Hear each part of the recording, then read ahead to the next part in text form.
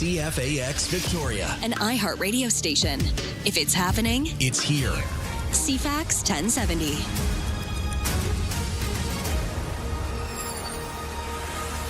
Good morning, Vancouver Island. It's 6 a.m., Thursday, July the 16th. Steve Young subbing for Ryan this week. Chance of showers, maybe a thunderstorm this afternoon. Time for CFAX 1070 News. Here's Lisa Best. Thanks, Steve, and good morning. A BC wildfire update. We've had a jump in the number of blazes across our province. 31 active wildfires province-wide. We've had 14 new starts in just the last day.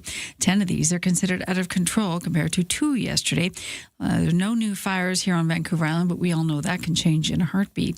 BC fire officials have their eyes on the skies for some dry lightning strikes as fires burn across the southern interior. Environment Canada says it's been so dry that any falling rain typically evaporates before hitting the ground. The province's fire season has so far been moderate, but the BC Wildfire Service says a recent surge in lightning strikes could trigger up to 150 fire starts in a single day. The parched conditions have triggered fire bans for some areas. The forecast comes as firefighters battle the Brunswick complex of fires, which increased fire activity earlier this week. Wildfire officials have said elevated activity is expected to persist through the dry lightning forecast. Aaron Sousa, The Canadian Press. Fires in northwestern Ontario devastating several communities, forcing widespread evacuations, destroying homes and buildings of at least one First Nations, and harrowing wildfire videos and photos are emerging online. In a video posted to social media, Ontario Premier Doug Ford, said the province will spare no expense to protect people and support the fire effort. Last year,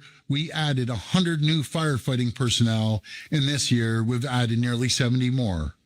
We've nearly doubled base funding for forest firefighting since 2018, and we're investing another $650 million to add 6 new water bombers and 5 helicopters to the provincial firefighting fleet. Prime Minister Mark Carney says Ottawa is working closely with provincial, municipal, and Indigenous leaders to provide assistance wherever it is needed. Water bombers, helicopters deployed for another day to fight 180 fires burning across this country. In Greater Toronto, an orange air quality warning remains in effect. The visibility in wildfire smoke even worse than yesterday. West Shore RCMP are warning you about fraudulent letters impersonating police. The letter falsely claims to be issued by RCMP's National Cybercrime Coordination Center, or NC3, and other organizations. The letter accuses recipients of serious criminal offenses. It threatens that if you fail to respond within 24 hours or pay the fine, that will result in criminal prosecution and the public release of your identity.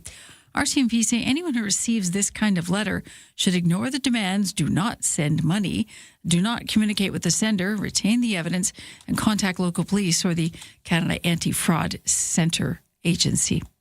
Saanich police say a suspect has been arrested and charged, faces numerous charges actually, an assault with that serious assault in Gorge Park last weekend. Police say a patrol officer responding to reports of an assault near Craigflower Bridge last Saturday found a man with serious but non-life-threatening injuries. Kyle Dustin David Aird faces a charge of aggravated assault and 2 counts of breaching court order conditions. Police say he remains in custody pending a bail hearing. Sydney Council has approved a temporary use permit for extreme weather shelters. It's at St. Andrew Anglican Church. The overnight shelter will be operated by the Beacon Community Services and will be open only when severe weather puts people at risk. The temporary permit is good for up to 3 winter seasons. The town of Sydney says BC Housing is expected to cover the shelter operating and staffing costs. RCMP investigating an extensive fire that damaged the Nanaimo Judo Club. Fire crews were called early Saturday morning to the blaze. Police say they believe it started in the exterior wall before spreading through a ventilation system and then into the attic. The building was extensively damaged by smoke and water and flames, but firefighters were able to contain the fire to that structure. The cause now under investigation.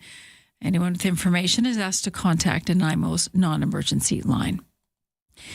And more on the Pentagon expecting soldiers to have high testosterone. Secretary of Defense Pete Hegseth announcing yesterday that service members aged 30 and older will receive annual testosterone screenings as part of their routine health assessment. And those diagnosed with a deficiency will have an option to undergo testosterone replacement therapy. For those who do have low levels, experts say there are effective treatments. It's the latest in Hegseth's push to reshape soldiers' health and fitness. He's ordered tougher fitness tests and daily physical training, declaring a crackdown on, quote, fat troops. More on that to come. That's your news to 6:05.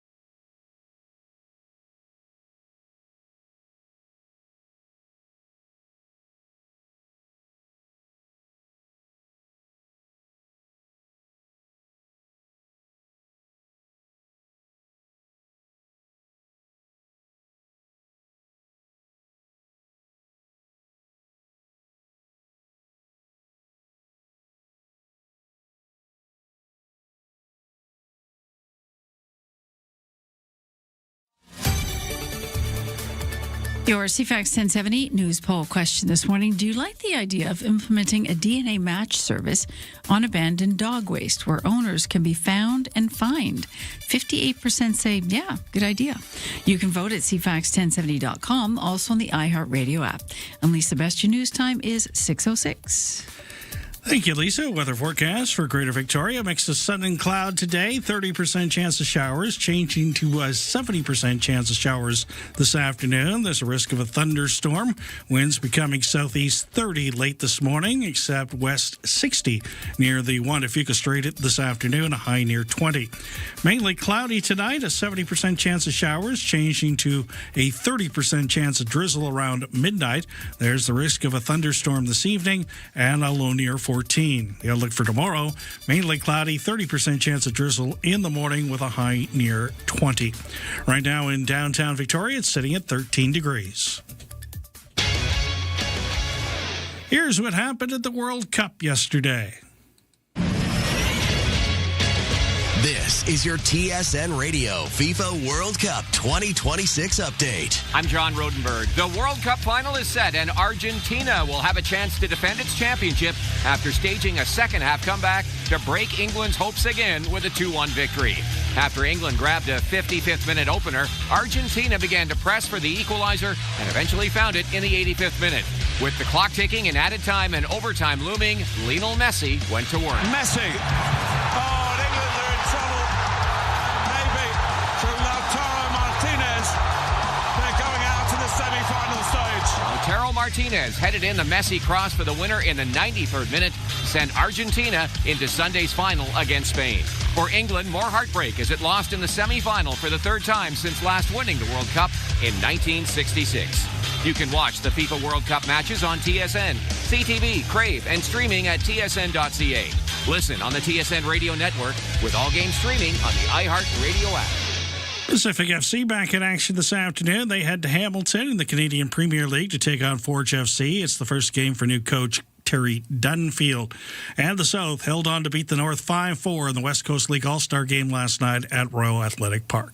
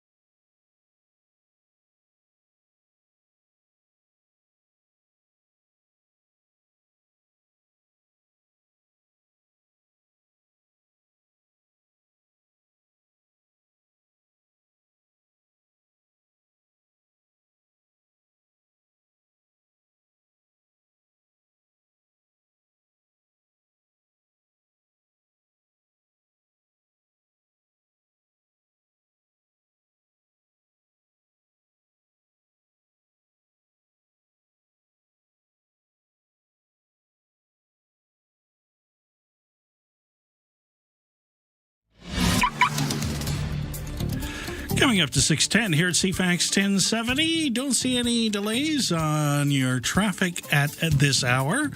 At the ferry terminal, the 6 o'clock sailing departed at 6:02.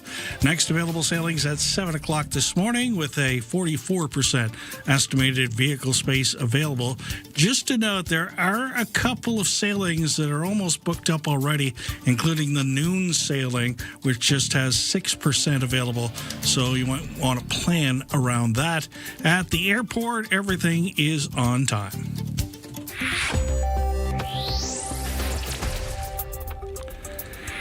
Here's your consumer and business news. Second quarter earnings are now out for 5 of America's biggest banks. Matt Mattinson reports. J.P. Morgan, the country's largest bank, notched the highest quarterly profit in U.S. banking history with a 41% jump to $21.2 billion. Bank of America reported a net income of $9.1 billion, up 27% from last year. Citigroup reported its highest quarterly revenue in a decade with a 45% jump and a net income of $5.8 billion. Wells Fargo is up 17% from a year earlier at a net income of $6.4 billion. Finally, Goldman Sachs profits rose 78% with net earnings of $6.6 billion.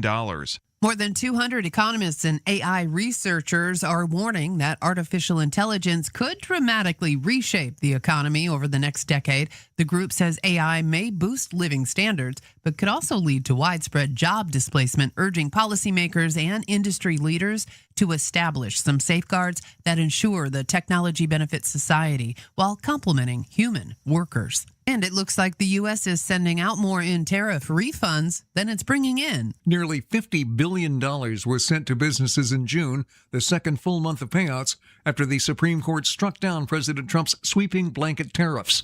The country brought in about $24 billion in tariff revenue over the same period, according to the Treasury Department. The country issued about $22 billion in refunds in May. I'm Mark Mayfield. And Ohio being named the top state for business in 2026. CNBC created its list of America's top states for business 2026 based off factors like infrastructure, economy, workforce, quality of life, technology, and more. Those factors are used by states when trying to attract new businesses to their state. North Carolina and Virginia rounded out the top 3, while Alaska and Hawaii took the bottom spots. I'm Monica Nelson with your consumer and business news. 6:12 here at CFAX 1070. Steve in for Ryan again today. Lisa is in her usual chair, high atop the newsroom. I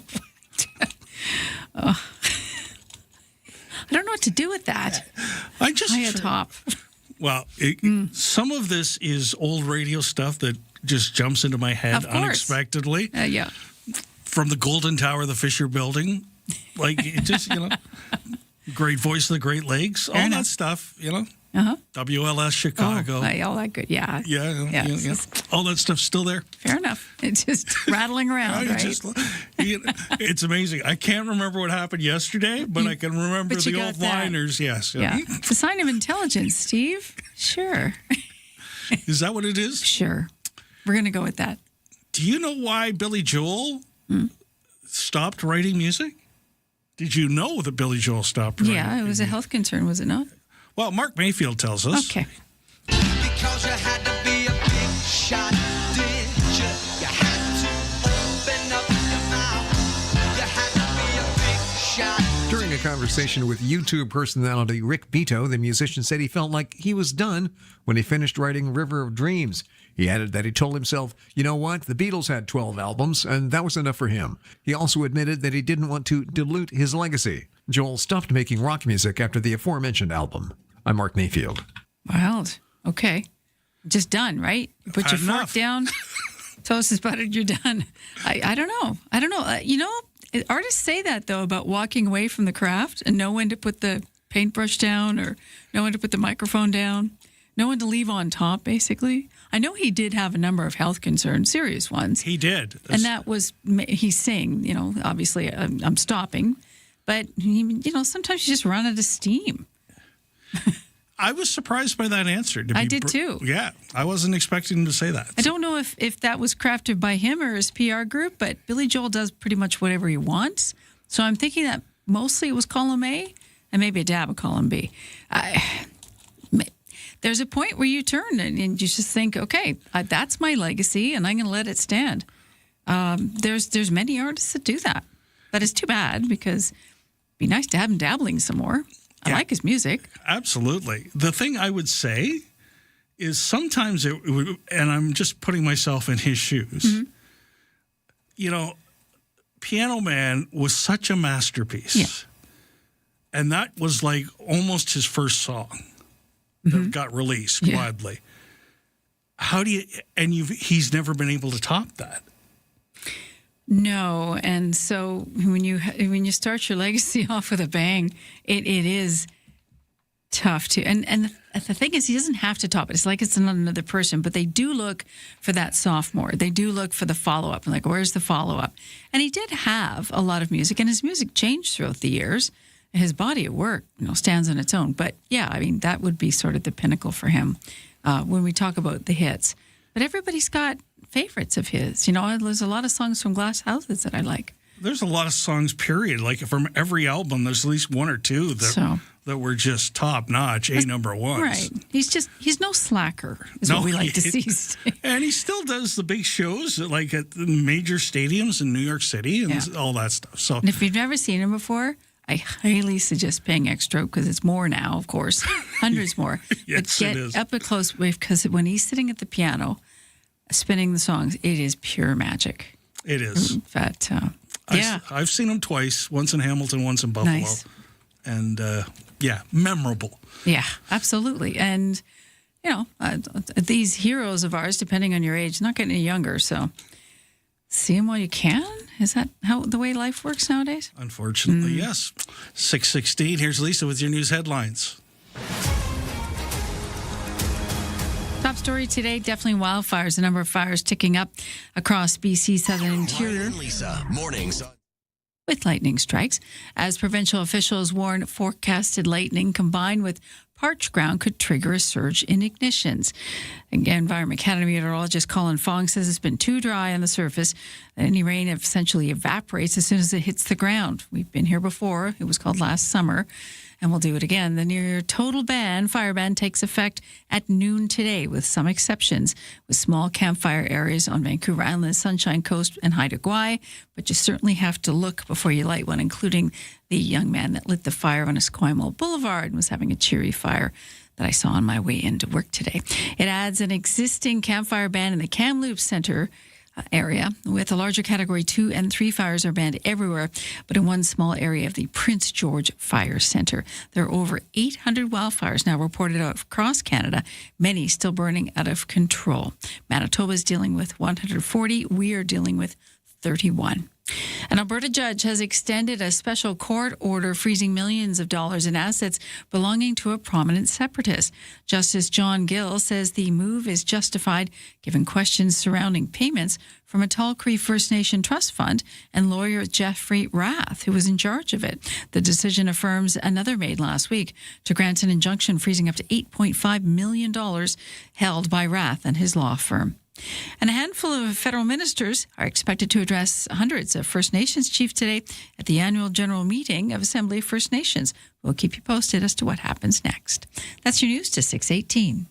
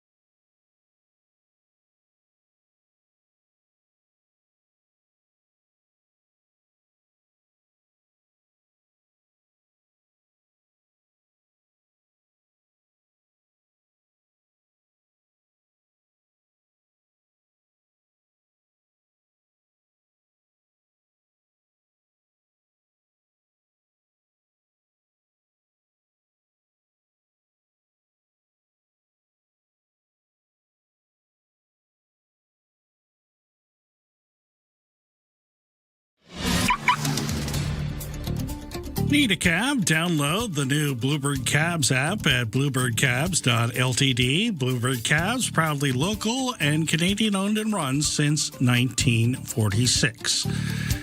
At the ferry terminal, hourly sailings again today, right through until 9 o'clock is the final sailing of the day. Right now, there's 42% available deck space on the 7 o'clock sailing. No delays on the highways so far today.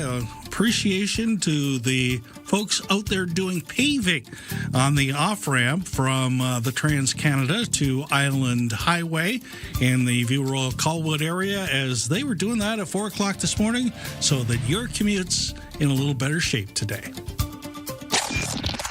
Ryan and Lisa are ready when you are. Good morning. Day or night, find the highlights under latest audio at cfax1070.com and on the free iHeartRadio app. Should we start with fashion? Yes. Let's go to fashion, and then everything else can follow. Okay. So, by request, I am wearing a different sports jersey. We did notice. Every day. Mm-hmm. So I've gone off the board a little bit. Okay. Just so people have a better appreciation for the diversity of my sports taste. It goes deep here, folks. Settle in. Got a coffee? Grab a coffee. All right, floor is yours. So what we have today is the Kyle Larson jersey. It looks like a racing jersey. Yeah, that's correct. Okay, I'm there. So Kyle Larson, the driver of the Valvoline, number 5 on the NASCAR one of the little stickers circuit. on your shirt. Okay. It's more of a pit crew shirt because obviously I can't wear a driver's uniform, but it's similar to the driver's uniform. So you can't, but then you're going to drive. That's a whole right. other ball of wax. So we will keep up with this. Okay. Just so you have a little, Boss Guy Brad is very on board with this. I got special double secret permission to do this kind of stuff. So there you have it. In other words, Brad said, okay. Yeah. I'm trying to create a picture for the listeners, and you're trampling all over it.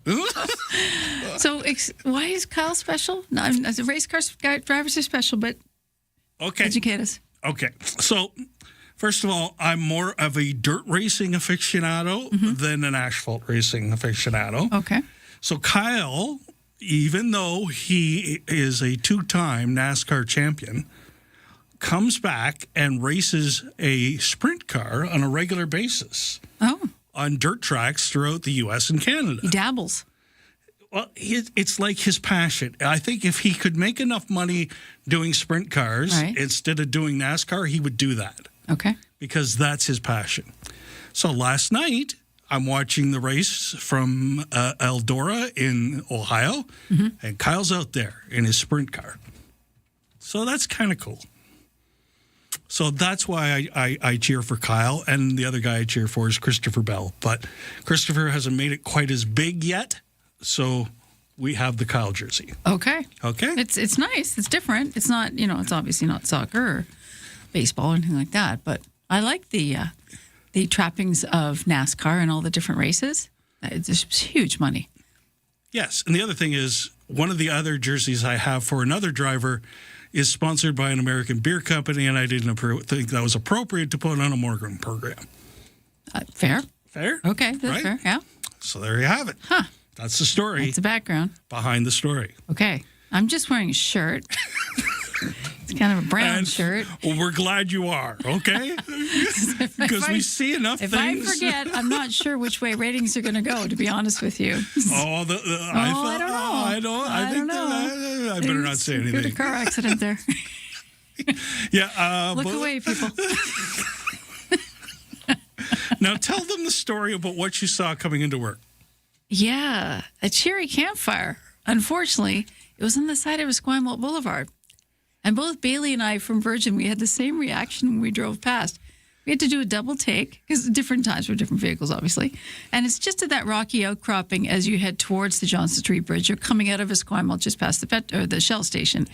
And around the corner, and I see this light, and I'm like, nah, it's probably a lamp or something. No, it was flames, and they were in. And so I thought, okay, do I go back? And then I'm thinking, no, I got to have words. Then it's too early to have words. I don't have words in the morning. And it was just a young man, 30-ish, sitting there having a campfire on the side of the road, on the grass between the rocky outcrop and the sidewalk. And then I thought, I'm going to call. It's not an emergency yet. The fire could get away from him. I don't know. And then I was going to call Wikipedia, and I got the message, because it's after hours. Right. And then I thought, okay. And then Bailey came into work, and she had the same response. I was going to do this. She went through a checklist. I was going to call. And then we thought, he's got a handle on it. He didn't look like, it wasn't like he wasn't trying to light the world on fire. He was just having a cheery little campfire. But were there hot dogs involved? I did not see any food being roasted, which is one of the things we have, that if you're cooking food, there's certain fires you can't have. You can have a stove anyways. Anyway, I digress. So if you saw this, that was happening early this morning. And don't have fires. As of noon today, the campfire ban is coming into effect across pretty much all of the Coastal Fire Center area. There's pockets, but you know where it is. I found out something interesting yesterday. I digress. Do you know how much it costs to rent a campsite in Tofino area? Oh, I do know this, and it's 3 figures. You're correct. I had a bit of sticker shock when I found this out, because I talked to a family that was going. I said, what does $140 get you? And that gets you the picnic table and a patch of ground. Last time I went camping, it was $10, I think. Mind you, that wasn't here. And Tofino area is pretty pristine. So if you're going to go anywhere, that's sort of the Disney of camping. So if you're going camping this weekend, you cannot have a fire, unfortunately, because as of noon today, fires are off the list of the fun you can have, but plenty of other things. Bring your barbecue. Just be careful out there, folks. I know a lot of you have these wonderful 4-wheel drive vehicles that can go places that are just absolutely amazing. But just you be careful that you don't inadvertently light a fire as well from the heat of the vehicle. Well, they're backfiring. Yes. That's the thing. Little things can, I know that trains, we saw that in Lytton. The sparks. Yeah, that's correct. It's just, the littlest thing that seems innocuous can cause the biggest problem. And the secondary problem is, sure, we may have the water, but fire crews have to get the water to the flames in a certain amount of time before they get out of hand. And so our reservoirs may be full. It's about getting the water to the flames or to the fire before it grows out of control. So, all hands on deck. This is nothing unusual. We have this every year at this time. No beach fires. Which always seem to pop up because we always think it's safe to have one, and then suddenly the flames are licking up this side of the Dallas Bluffs. Yeah, it can get away from you really quick, and I've seen it happen a lot in the wilderness and on the beach. So prudence, we want to take care of it because we want it to stay green and verdant, and we don't want it to look torched and done. Thank you for that. Yeah, that's the reality. 6:29, Lisa will be back momentarily with your news update.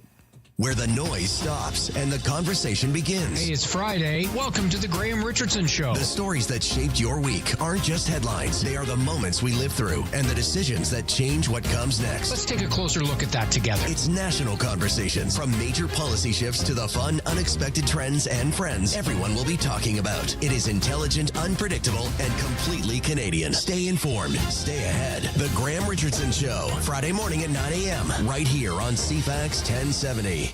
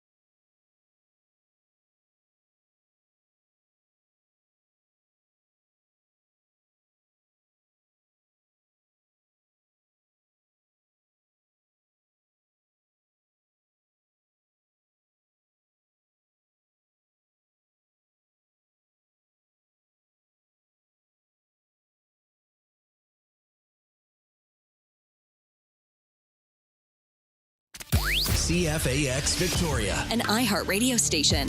If it's happening, It's here. CFAX 1070.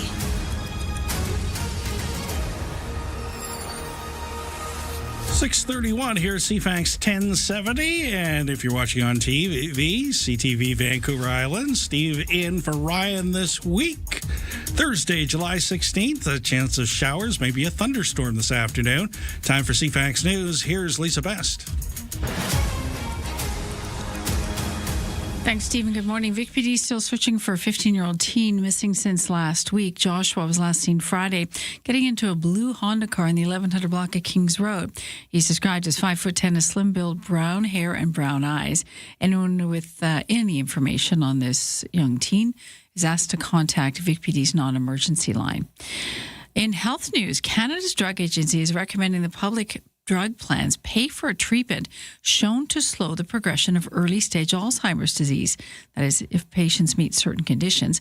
Elenocumab is an antibody that targets the buildup of brain plaque, which is believed to be the underlying cause of the disease. Health Canada approved it last fall, but Canada's Drug Agency recommended against publicly funding it in February due to concerns about effectiveness and the possibility of side effects of brain swelling and bleeding. In an updated recommendation released today, the drug agency says it recognizes patients with early onset Alzheimer's are faced with a progressive and ultimately debilitating condition for which there's limited treatment options. So they say eligible patients must only have mild cognitive impairment to apply for this. According to the Canadian Consortium of Neurodegeneration of Aging, the cost of this drug, $32,000 on an annual basis.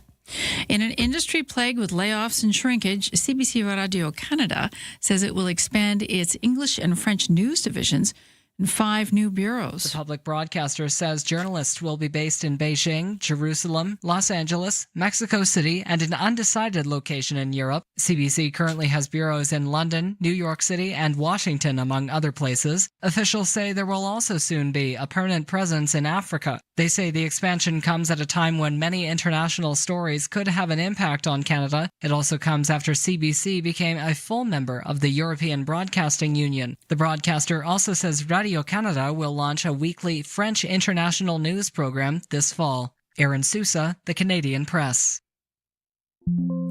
Taking a look at what's happening in the U.S., the Trump administration has announced its first new formal tariff since the Supreme Court struck down much of the administration's tariffs policy earlier last year. Brazil is being hit with new 25% tariffs, with Trump administration officials accusing the country of engaging in unfair trade practices. The new 25% tariff is lower than the 40% tariff announced last year, which was struck down by the Supreme Court in February. They also include carve-outs for beef, coffee, and orange juice, as well as some energy products and aerospace parts. The new tariffs take effect July 22nd. Mike Dubusky, ABC News. And if you've got a summer trip booked and it's on WestJet, well, you could be into turbulence over the August long weekend if the flight attendants go on strike. It sucks for the travelers, for sure. It may not come to that, but today, 99.4% of WestJet flight attendants voted in favor of a strike. The last thing we want to do is go on strike. That's the absolute last thing we want to do. CUPE says WestJet flight attendants work on average 35 unpaid hours a month, including during flight delays on the tarmac and during boarding. We don't really have a choice. We need unpaid work addressed. In a statement, WestJet maintained their pay model is the North American standard for flight attendants. Again, that strike date would be August 2nd at the earliest. That's your news to 6:35.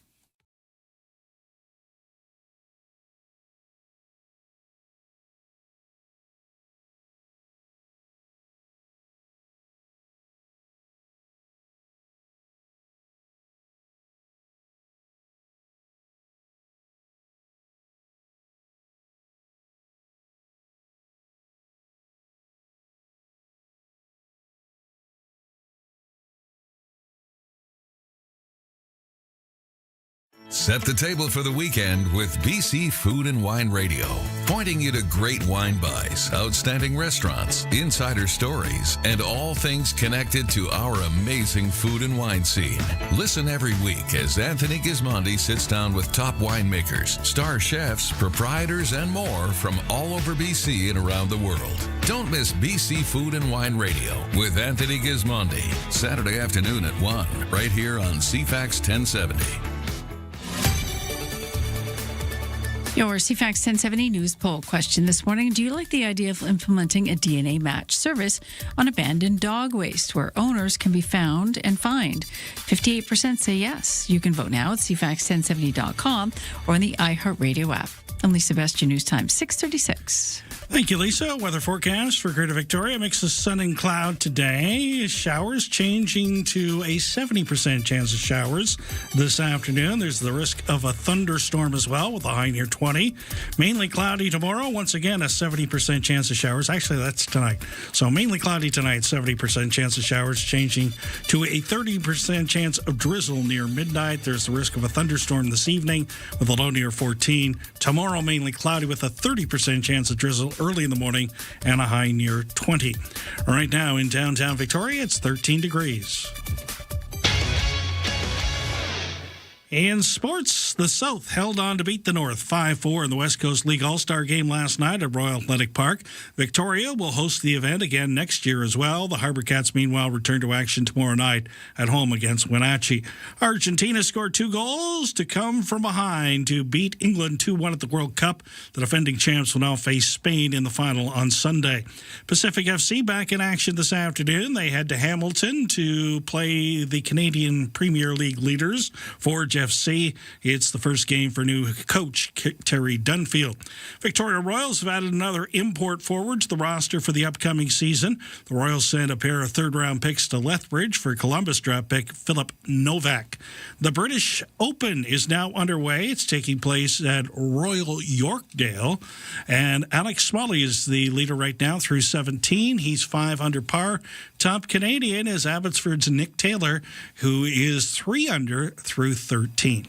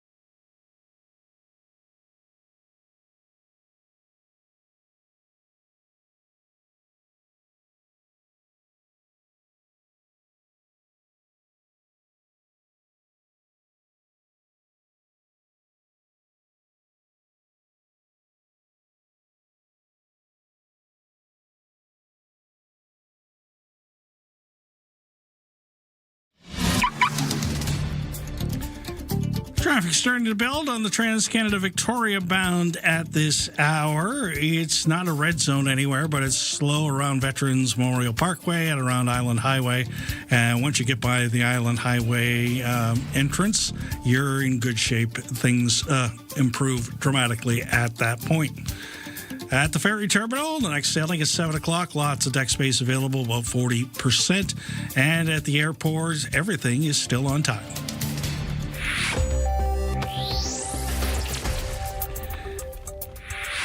Here's what happened in the business world on Wednesday.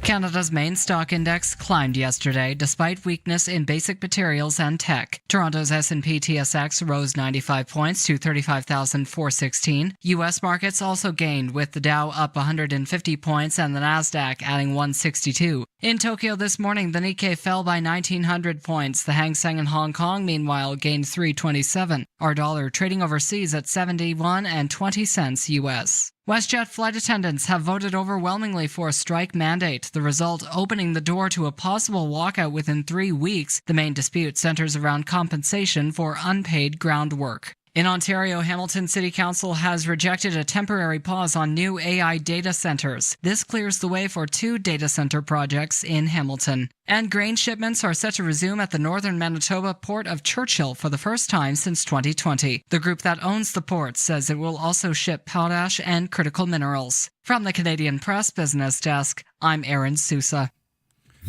Ryan and Lisa, mornings on CFAX 1070. 6:41 here at CFAX 1070. Steve in for Ryan with Lisa. Are we Thursday, we're getting close. Are we? You can smell the barn? I can, it's been an up and down week. It really has. Go to bed, get up. Get to bed, get up. I think everybody feels that because we're into summer and, the fun is on the way. It's not here already. There's a lot of fun things going on this weekend. It's going to be busy downtown once again. Yeah. And Oak Bay, too. They have a big car show in Oak Bay. This is the annual Wingding, like 300 vehicles out there. They close 5 blocks of Oak Bay Avenue. It's pretty cool. It's the Oak Bay Collector Car Festival on. I know some people going into it. So it'll be closed Monterey to Mitchell from 10 to 3 Sunday. But it's been going on for 26 years. One of the things I think about for this weekend, too, is what a great job Langford has done with the World Cup Festival. Mm-hmm. I think they've done it right. They've shut things down. They've made it a real party-like atmosphere, and they're certainly helping those businesses on Station Street get some foot traffic that they normally wouldn't have as a offshoot. So I think the city did a wonderful job with that. But there's a fine science to having all that happen and not annoy the residents in the area and cause a real traffic problem, right? Well, the good thing about Station Street is there's other options. True. I know there's one resident, one apartment building that's probably gets affected, but I'm very close to that area, and I haven't heard a word. Oh, well, there you go. That's great. Yeah. That's how you want it to be. That the parties can come and go. If you want to put yourself in the middle of it, you can. If you don't have to worry about it. You don't have to hear it. You know what the other good thing is? It's the hours of the soccer games have contributed to the fact, like usually even the late games have been done, 9 o'clock. Yeah, it's civilized. Yeah, exactly. And some of them are starting midday. So, yeah. If your favorite team, you're taking the time off. When Canada was in it, of course, more of us were galvanized to be involved and be glued to a TV set near you. But still, it's not happening the wee hours of the morning in some strange yes, exactly. time, yeah. And that bash we found out about in Uptown for Sunday for the World Cup final sounds like a lot of fun, too. It does, actually. And they had 70 people out there for dancing, so I can't imagine how many they'll have for the World Cup final. Isn't today Salsa Day? I believe it is. It's Thursday. I think you should be out there doing research, Lisa. You're big on the salsa. I got a board meeting. Okay. But thanks for thinking of me. Well, I think salsa. Yeah, you think me? I think salsa, too. I don't think board meeting, but duty calls. It's amazing how that works. What should I be doing and what do I want to be doing? Yeah. Sometimes the two meet, sometimes not. You'll probably find yourself on a sandy beach in your mind right now. You know what the greatest thing about doing mornings is this particular week? What? Is I've been able to watch my races from start to finish. Oh. Because usually I get home just in time for the feature. So I just, like the final race of the night. I'm there from time trials right to the end. It's so much. So I understand the story of the night better. Okay. How we got from point A to point B. You see the progress of it. Yeah. Yes, exactly. Okay. Apex. The progression. Right. Okay. Speaking of progression, this idea about testosterone is very disturbing to me. You think? Yes. I saw that yesterday. I had to sit down. I'm going to have it coming up in the 7 o'clock news for you. It just, there are things that make my head shake. Things that make you go, what? And things that I think that government shouldn't be doing in any way, shape, or form. That one hit it out of the park. Like, that's way out. That's Very not just barely over the fence. Yeah. That's across the street into the schoolyard. I wonder if they can actually, so we're going down this path.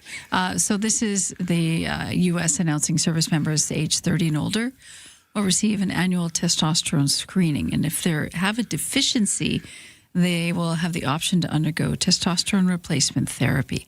This is in the U.S., not Canada, because we're cool with things.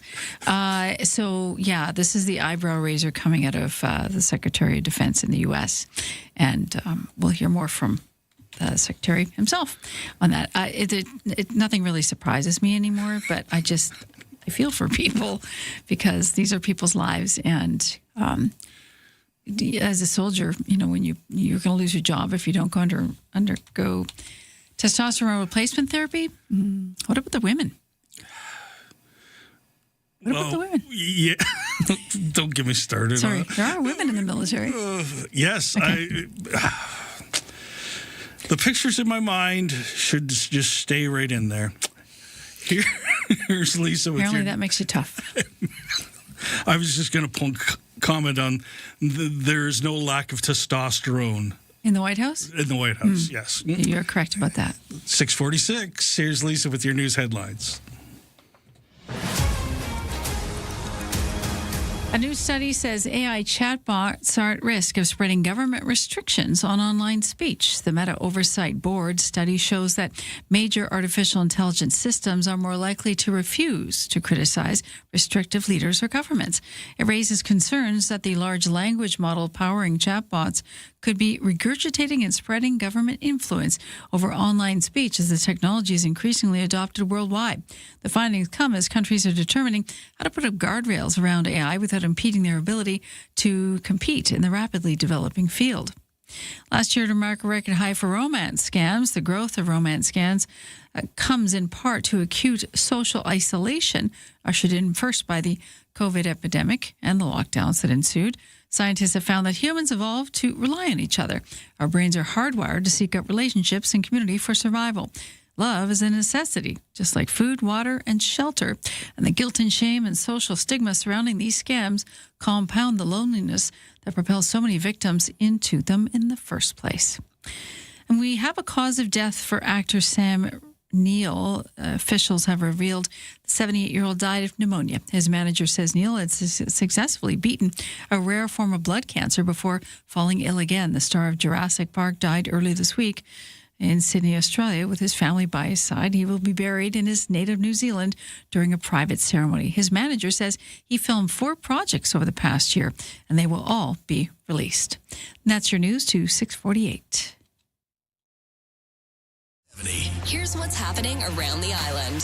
Victoria Symphony presents Symphony in the Summer Festival, July 10th through August 9th. Details at victoriasymphony.ca. Catch all the excitement of summer baseball with the Victoria Harbour Cats. More info at harbourcats.com. Have an event you want featured on CFAX 1070? Text us at 71010 to be featured. Get more event info at cfax1070.com. If it's happening, it's here. CFAX 1070.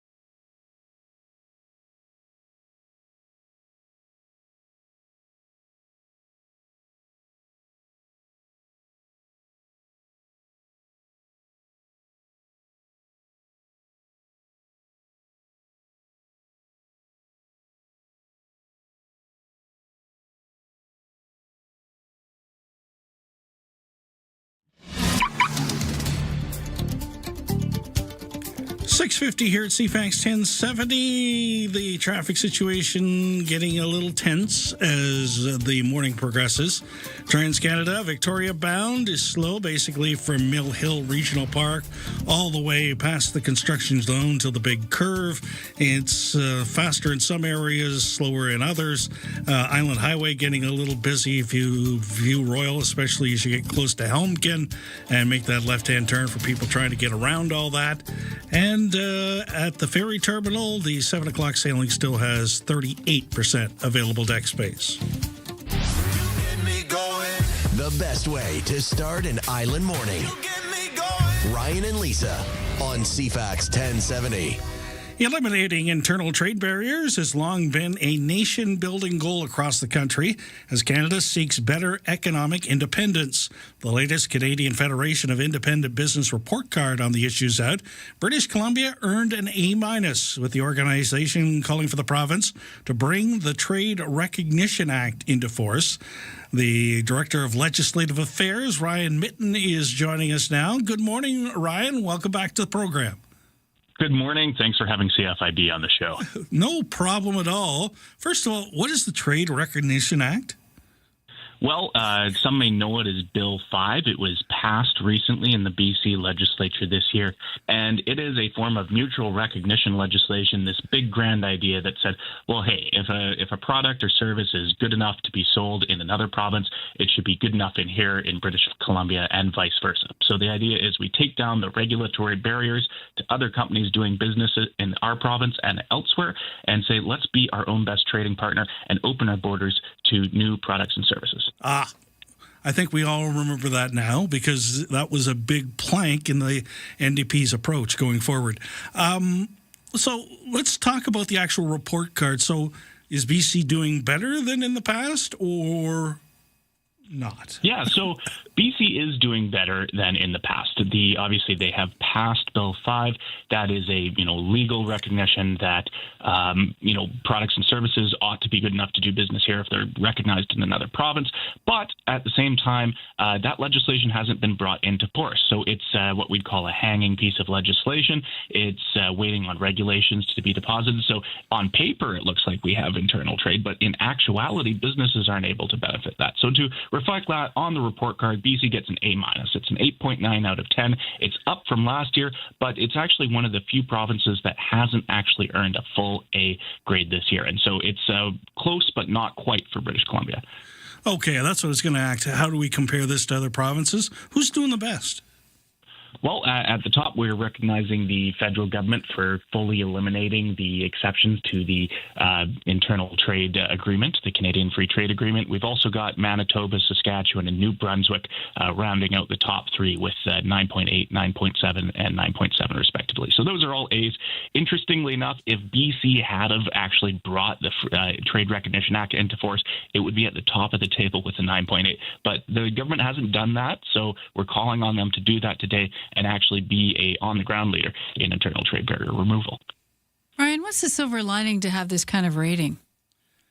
Well, the silver lining is that we've seen more good movement on removing internal trade barriers in the last year than we have in the last 6 years. I think the tariff situation we've got with our neighbor to the south has really galvanized political leaders into saying, okay, well, let's be our own best trading partner. I think for a lot of small businesses, they'd be surprised to realize how and sometimes it can feel like you're dealing with 13 different countries almost when it comes to moving across provincial borders and dealing with trade. We've got different regulatory bodies governing which professions can work in each province. So there's a lot of momentum still to do, but we've seen good movement here. We've got the Canada Free Trade Agreement. Multiple provinces have introduced recognition legislation to propose this concept of mutual or unilateral recognition even. And so we are seeing the movement, but now it's time to stop talking the talk and start walking the walk. That's the thing. I mean, how do we cut the red tape? Because with what we're dealing with the U.S. and Trump's tariffs, the faster we move with this and streamline everything, the better, no? Yeah, and it may sound as a surprise, like why are small businesses so dependent on internal free trade? Well, in actuality, 62% of small businesses operate in and or purchase goods from other jurisdictions. But almost over 2/3 of them are saying at the same time that they've not noticed a change on the ground yet. They're still waiting for all these agreements, all these laws to actually become reality for their small business. How many times have we seen things look like they're going forward and go back? And I'm thinking the change of policy in provincial legislatures across the country, sometimes it looks like we're going to get to the end of a trade dispute. I think of some of the stuff around wine in particular between Alberta and BC, and then something happens and it doesn't happen. That must be real frustrating. I'm glad you mentioned wine, because actually alcohol is one of the areas where we've seen some backsliding. Many provinces actually missed a deadline at May 30th to implement direct-to-consumer alcohol shipping Canada-wide. And BC does have some agreements, as you may recall, BC and Alberta for wine, BC and Saskatchewan for liquor. But really, for every province to be able to directly ship to a consumer, to your doorstep, alcohol, it's not in practice yet. And so that's partially because we're seeing some what I'd call bureaucratic inertia at bureaucracies governing liquor boards. We need politicians to actually step up, override some of that inertia and say, let's get this done. So we're still calling on governments to actually meet the deadline, hold up to their commitment to have direct-to-consumer alcohol shipping. I'm sure there are many distilleries and breweries across British Columbia that would love to be able to sell to other provinces. We're very proud of the products we make here. I think we should be able to get those products to the other parts of Canada, but we're not going to be able to do that unless BC also welcomes other products here. Yeah, because we have a really good product here. Like you mentioned it. Distilleries and wineries right here on Vancouver Island do some of the best, most creative, best tasting stuff.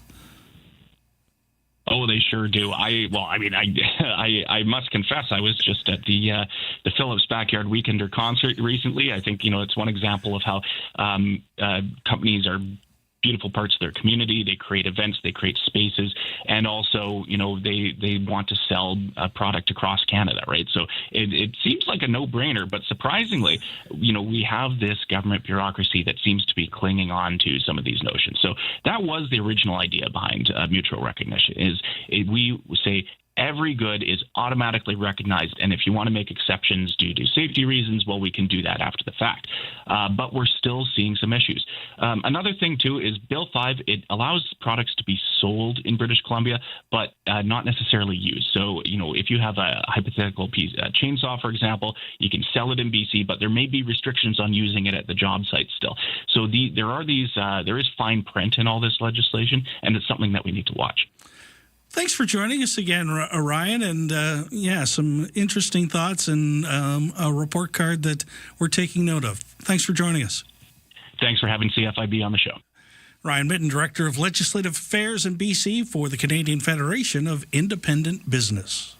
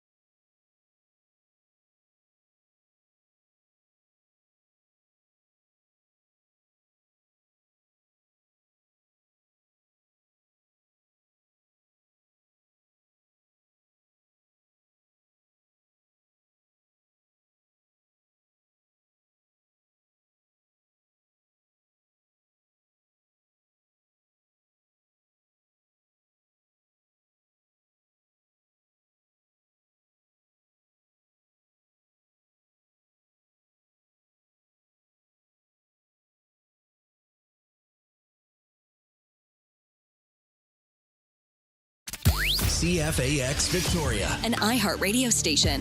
If it's happening, It's here. CFAX 1070. 7 o'clock here on CFAX 1070 and CTV Vancouver Island. Steve subbing for Ryan this week. Chance of showers, maybe a thunderstorm this afternoon. Here's Lisa Best with the CFAX 1070 News. Putting a kink in your travel plans possibly this summer in less or in just over 2 weeks' time. If you have a WestJet flight booked, you may not be taking it. There could be turbulence starting on the August long weekend if the airline's flight attendants go on strike. CTV's Andrew Johnson has details. It sucks for the travelers, for sure. It may not come to that, but today, 99.4% of WestJet flight attendants voted in favor of a strike. The last thing we want to do is go on strike. That's the absolute last thing we want to do. CUPE says WestJet flight attendants work on average 35 unpaid hours a month, including during flight delays on the tarmac and during boarding. We don't really have a choice. We need unpaid work addressed. WestJet maintains their pay model is the North American standard for flight attendants. The other thing we have to watch is gas prices because the war that continues between the U.S. and Iran, which shows no sign of ending right now, and the ongoing closure of the Strait of Hormuz has led to higher oil and gas prices. And of course, that is impacting airlines, which will impact you if you try to take a flight. United says it expects to spend $6 billion in added costs for fuel this year alone. The company is making up those costs in other ways. United Airlines in an SEC filing signaled airfares will remain high for the remainder of the year. The airline says it spent $2.3 billion on fuel during this quarter alone, roughly 84% compared to the second quarter last year. United says it was able to cover half the increased fuel costs by raising airfares, saying passengers paid about 12% more per mile than a year ago. At the same time, United says passengers are not backing away from traveling, noting flights remain full across all booking classes. Michelle Franzen, ABC News. So we might get choosier about where we go and when.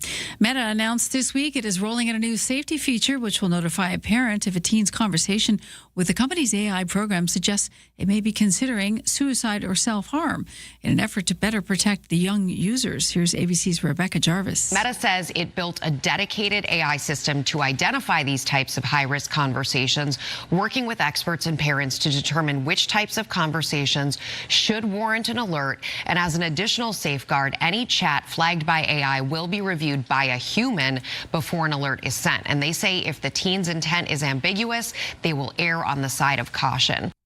You remember that Taylor Swift ticket scam in Toronto a couple years back? Well, a man and woman at the center of that have pled guilty to one count each of defrauding the public. CTV's Sean Lathong has details from court. She's had no effort to repay anyone. According to the agreed statement of facts in this case, 107 Taylor Swift ticket purchasers from across southern Ontario purchased $265,330 worth of tickets from Denise Tizer. Also, documents show that Blake and Tizer were aware that they were defrauding their victims, saying Miss Tizer and Mr. Blake used $139,144 of these funds to place multiple online gambling bets on various platforms.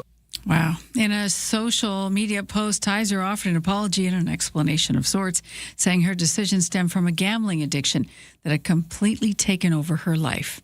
And yes, the latest from the Pentagon and Secretary of Defense Pete Hegseth's eyebrow-raising announcement that service members aged 30 and older in the U.S. will receive annual testosterone screenings. It's part of their routine health assessments moving forward. Anyone diagnosed with a deficiency will have the option to undergo testosterone replacement therapy. Defense Secretary Pete Hegseth is rolling out a new program to screen troops for low testosterone. Ensuring you have the right testosterone levels to operate at your absolute best. The test will be part of annual health screenings for troops 30 and older. Younger troops can volunteer to be tested. Any treatment would be up to the individual soldier. And that's your news to 7:05.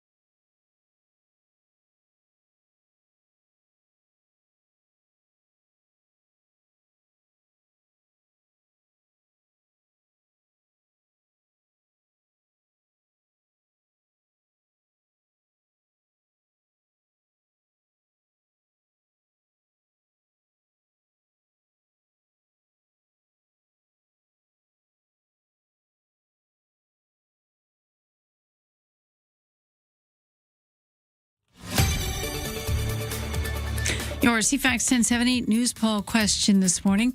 We're asking you, do you like the idea of implementing DNA match service on abandoned dog waste, where owners can be sought out and fined? 58% say yes. You can vote at CFAX1070.com, also on the iHeartRadio app. And Lisa, best your news time, 7:06. Thank you, Lisa. Weather forecast for Greater Victoria. Mix of sun and cloud today. 30% chance of showers, changing to 70% this afternoon. There's the risk of a thunderstorm as well, and a high near 20.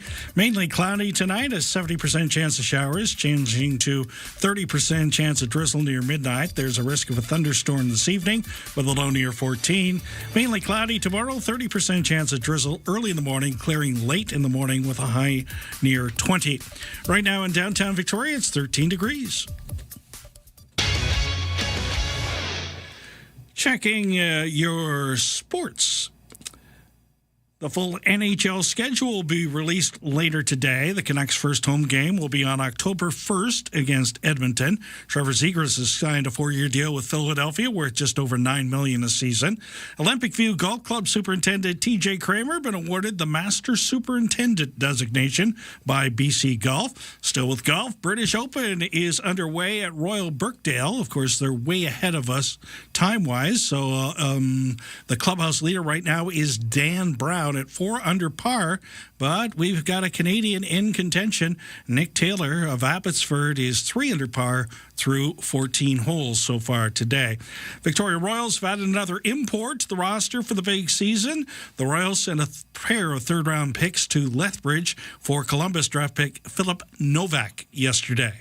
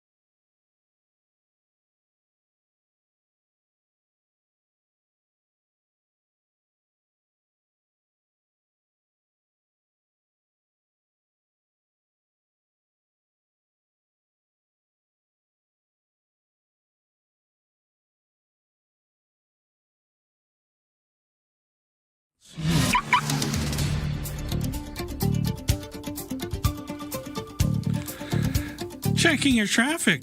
Well done, folks. Well done. It's better than it was 15 minutes ago, like significantly. TransCanada Victoria bound, way lighter than normal. You slow just a tad as you go by the hospital and get through the construction zone.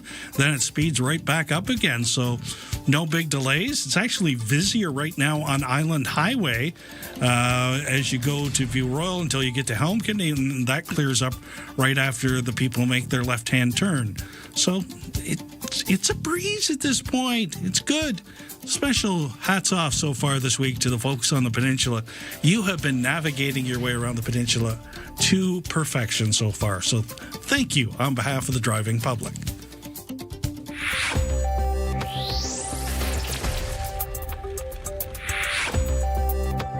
On the markets, the TSX is down 196 points at 35,219. The Dow Jones is up 17 points at 52,676. The Nasdaq down 255 at 26,014. And the Canadian dollar's up 10 basis points at 71.3 cents U.S. Let's get started. Start your day informed and entertained. Ryan and Lisa, mornings on CFAX 1070. You know who you don't want to be today? No, hit me. Go. Yep. The coach of England. Oh, yeah. Did you see his response? Yeah, not good. Well, I mean, there's always going to be a winner and a loser, but wow. Here's the opinion of Vancouver Whitecaps midfielder Thomas Mueller. He criticized England's tactics after it surrendered that 1-0 lead in yesterday's 2-1 semifinal loss to Argentina. Mueller, who played under the same coach in England at Bayern Munich, says he could not understand England's decision to defend deep and invite pressure. Well, 2020 hindsight's a powerful thing, isn't it? Well, that's what the guy has been saying in response to all this. Okay. If I knew that was going to happen, I would have done it differently. Right. But here is... I don't have to coach to know that. Change your tactic after the fact. I will say, I've always hated when and this goes across the sports world and even into politics as well. Right? You've hated what? The rope-a-dope. Oh. You know? Yeah. Okay, and this happens in like many phases. This isn't just sports that this happens in. People get confident because they're ahead. Yeah. And they get afraid to make a mistake. And the minute you're afraid to make a mistake, guess what happens? You make a mistake. Yeah. Because you're focused on that. Yes. You're not focused on moving forward. Look at you go. It's the same in motorcycling. This is why we're buddies. You understand me. Even though I feel completed and heard. You're the Travis to my Taylor. So much love in the room. Sometimes you just make me laugh. I got nothing else. Okay. Blue Angels are in trouble. Okay. That's, of course, the flying squad in the U.S. Oh, we have our own that are in trouble. So yeah, but on their swan song flight throughout Canada this summer. So they were playing in the air in Pensacola. And? This is what happened. Oh. Navy officials say a jet flew below its standard arrival profile during a breakfast with the Blues event at Pensacola Beach. No injuries were reported, but witnesses said the aircraft passed unusually close to the crowd. The team says it's reviewing the maneuver to make sure future flights meet Navy and FAA safety standards. I'm Michael Kastner. Is that Tom Cruise? It's worse than what Tom Cruise did because I saw the video of this. Isn't crop dusting people? The people on the beach, because the backwash from the thing. Oh, yeah. The chairs are flying, umbrellas are in the air. Because that would make leave a huge... People are scurrying left and right everywhere. Things flying. It was like, I'm not sure that was a good idea. So how many people were at this party that they kind of crop dusted? It was full. Like the beach was full. Oh. Couldn't help themselves, eh? So what I would say is, yes? I'm pretty sure those pilots from the Blue Angels don't need to take the testosterone test. But we may want to have it happen just in case. It depends what age they are, because apparently 30 is the magic number. Yeah, things went downhill way before 30 for me. So there you go. It was like... Testosterone, huh? It's the same thing. If the U.S. is going to test the military for testosterone, what are they going to do with the women? I have no answer for you. The men have to be testosterone laden in order to be involved with the U.S. military. What level of testosterone is correct? I have all these questions. Just because, Okay. It's not vastly unfair that I'm not in the military. So, okay. CFAX Mornings, by the way, are brought to you by Thrifty Foods.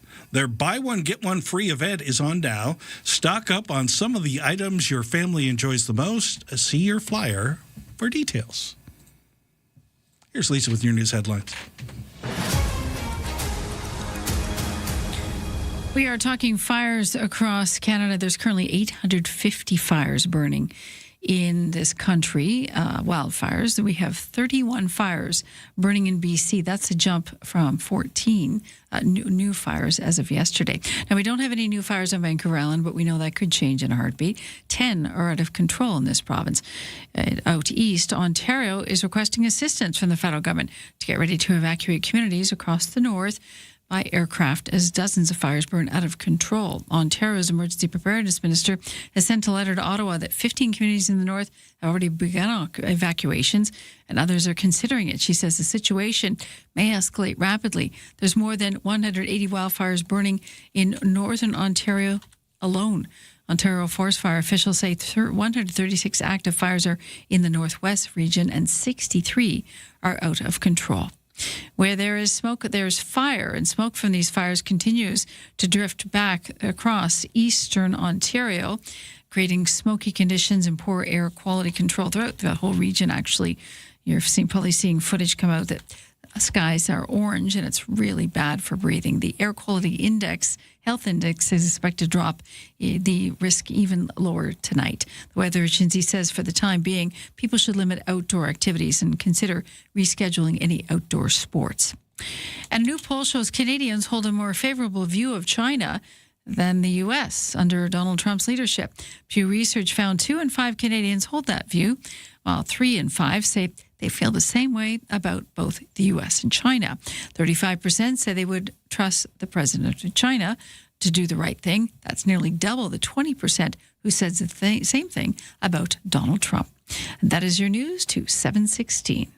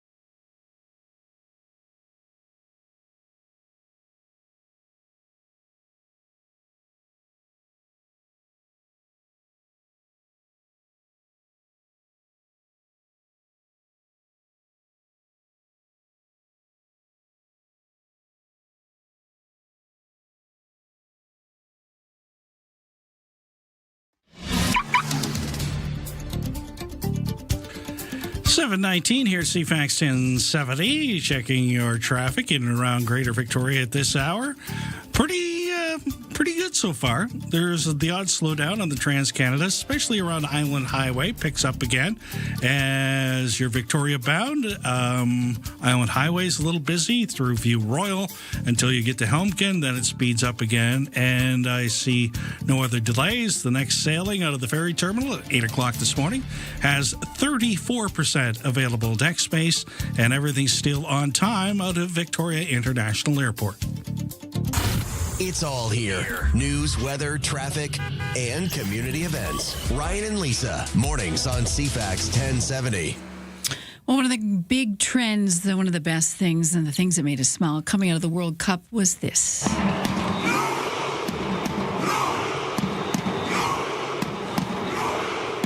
We had people doing the Viking Air Row at the stadiums. We had them doing it at seniors' homes. We had children at daycares doing it. We saw people going up the escalator doing it. We saw people in Africa sitting on the ground doing the row. In Norwegian, the word row is R-O, pronounced like roo. That's why we're hearing it that way. And a local club is hoping to capitalize on the synchronized stadium celebration that made all of us smile, thanks to Team Norway's team time on the pitch. Griffin Thomas is with the Victoria Rowing Club. He joins us now on the line. Welcome, Griffin. Good morning. Hi, good morning. It's so nice to be here. Thanks so much for having me. It's a fantastic day to be out in the water. Oh, no kidding. I mean, we've just gotten a lovely week, nothing but sun and some gorgeous water as well. Been nice and flat. So you must have been watching all of this with Norway and the rowing with great interest. Oh, certainly. I mean, it's really great to see rowing receiving so much attention through Norway's World Cup debut. It reminds us that rowing isn't just a modern Olympic sport. It's been around a long time. How long exactly? More than 3,000 years. I mean, historical records from ancient Egypt put it at around like 1430 BCE, so almost 3,500 years and counting before it became a sport. And that's right. That's how they got the pharaohs down the Nile.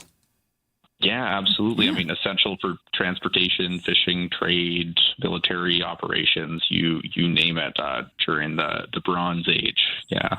Wow. So now it's not essential, but it's still a really cool sport. And oh my gosh, yeah.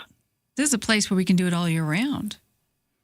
Yeah, certainly. I mean, we're very lucky in Victoria, where unlike other areas of the country where they're frozen off the water for periods of the year, it's so temperate here, we can get on the water year round. So in the stadiums and social media posts and everything, everyone was doing the Viking air row. That's what I was calling it. Pretty cool. And, getting exercise while you're seated. But tell us the difference between what they were doing and what you do on the water. Oh, yeah. So, Norway, obviously, with the history of Viking rowers, they sat on fixed benches. So they're generating their power mostly from their trunk, shoulders, and arms. And that is a powerful but fundamentally different movement from modern Olympic rowing. So there's this big invention in the rowing world in the late 1800s, the sliding seat. Before then, rowers couldn't effectively use their legs, but the sliding seat allowed them to drive through their legs. And now the legs produce about 60% of the stroke's power in the rowing stroke, making it one of the few sports that truly engages nearly every major muscle group. What age do you have to be? Is there a specific demographic, or can you pick it up at any time? Pretty much any time. I mean, we typically have kids starting as young as 10 or 11, and we have people who start rowing who are picking it up for the first time into their 80s. We've had a couple people this year so far who are in their 80s trying a new sport, trying rowing for the first time. And do you have to have any specialized equipment? Other than the rowing boat, which we provide, that's about it. That's it? Okay. Yeah. So you give lessons? Special. Yes, we do. This time of year, especially, we have lessons running every week for youth. We have summer camps going. We also have larger adult learn-to-row programs, and heavily discounted if you bring a friend with you. So a great way to try something new on the water in Victoria. Steve's looking interested right now. Oh, Steve, we would love to have you. Well, what I was going to say is I know this community has a great history when it comes to Olympic level rowing. Oh, certainly. Oh, man, quite the history, especially with our club and rowing on Elk Lake in particular. And don't a lot of people nationally come out to train here as well? Yeah, absolutely. So Rowing Canada, Aviron, the national sport organization for rowing, has several training centers, one of which is on Elk Lake, and all of which are located on Vancouver Island. So it's quite the hub for anyone, any Olympic hopefuls. You're heading to the island if you want to be rowing at the highest level. That's cool. That's cool. Do you have to have, because I've seen them with the longer boats, do you have to have someone at the front drumming for you? Yeah. So the modern in contemporary rowing, there is a role specifically for coordinating larger crews, larger groups. There are different types of rowing boats that we typically row in, one of which is called a 4 and one of which is called an 8. And both of those boat classes feature a coxswain, someone who is steering and coordinating the crew through calls. They used to speak through like a little megaphone that was sort of strapped to their head. Now they have quite fancy and more advanced electronic equipment, so they can use speakers to communicate with everybody in the boat. Not as much of the stroke-to-stroke row calls, but more technical cues, things that will inspire, bring the crew together, and focus them on the things that they need to focus on to get the most out of their session. Draw straws for that role. Yeah, it's a fun one. It's a tight seat, so I find it can be hard to squeeze my butt into it, but I've done it a couple times and I really enjoy it. Cool. We could get Holland in for a special event. Just do a cameo. I think that would do it. Oh my gosh, I can only imagine. I mean, he is quite the figure. It's been quite the cultural phenomenon, and I know our young rowers and adult rowers alike have taken the Roo to our own waters. Is that something, do you say Roo on the water when you're rowing? I'm not typically, but okay. This last month has been an exception here and there. Fair enough. We'll watch for you. The Vikings are invading. Taking over. Exactly. And where do you normally do this? What waterways do we see you on? So for Victoria City Rowing Club, we're based entirely out of Elk and Beaver Lake Park, so just in the central Saanich Peninsula area there. Mm-hmm. And we've been on Elk and Beaver Lake since the 1950s, though the organization kind of got its start quite some time ago with the James Bay Athletic Association in 1886, one of the oldest organized sports on Vancouver Island in Victoria, certainly. Very cool. And if someone wants to take lessons? If someone wants to take lessons, they can visit our website, www.vcrc.bc.ca, or they can shoot us a call. Very cool. You can find all our info online. Yeah. It's nice to see that the trend may be taking off for you, right? Oh my gosh, certainly. I mean, it's, again, quite the cultural phenomenon, and whatever gets more people onto the water and having fun with us, that's makes me happy, guy. Awesome. Yeah, us too. It's quite a following and quite an amazing social media trend coming out of the World Cup. Thank you for joining us, Griffin. Oh, it's been my pleasure. Thank you so much. Enjoy being out in the water today. Will do. Enjoy the rest of your day, you too. From CFAX 1070. Here's what's happening around the island. Victoria Symphony presents Symphony in the Summer Festival, July 10th through August 9th. Details at victoriasymphony.ca. Catch all the excitement of summer baseball with the Victoria Harbour Cats. More info at harbourcats.com. Have an event you want featured on CFAX 1070? Text us at 71010 to be featured. Get more event info at cfax1070.com. If it's happening, it's here. CFAX 1070.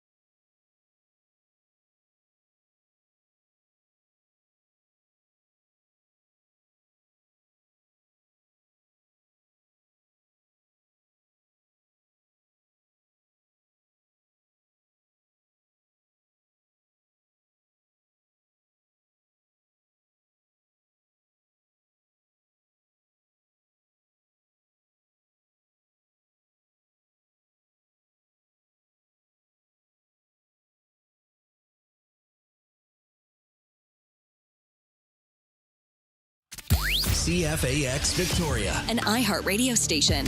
If it's happening, It's here. CFAX 1070.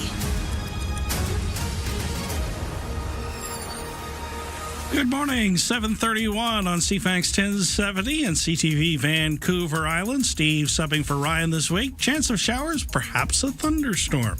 Time for CFAX 1070 News. Here's Lisa Best. Big jump in wildfire status over the past 24 hours. BC Wildfire Update today. As of this morning, we have 31 active fires burning province-wide. That's 14 new starts in the last day. 10 of these are considered out of control. We don't have any new fires burning on Vancouver Island, but of course that could change in a heartbeat, as we all know.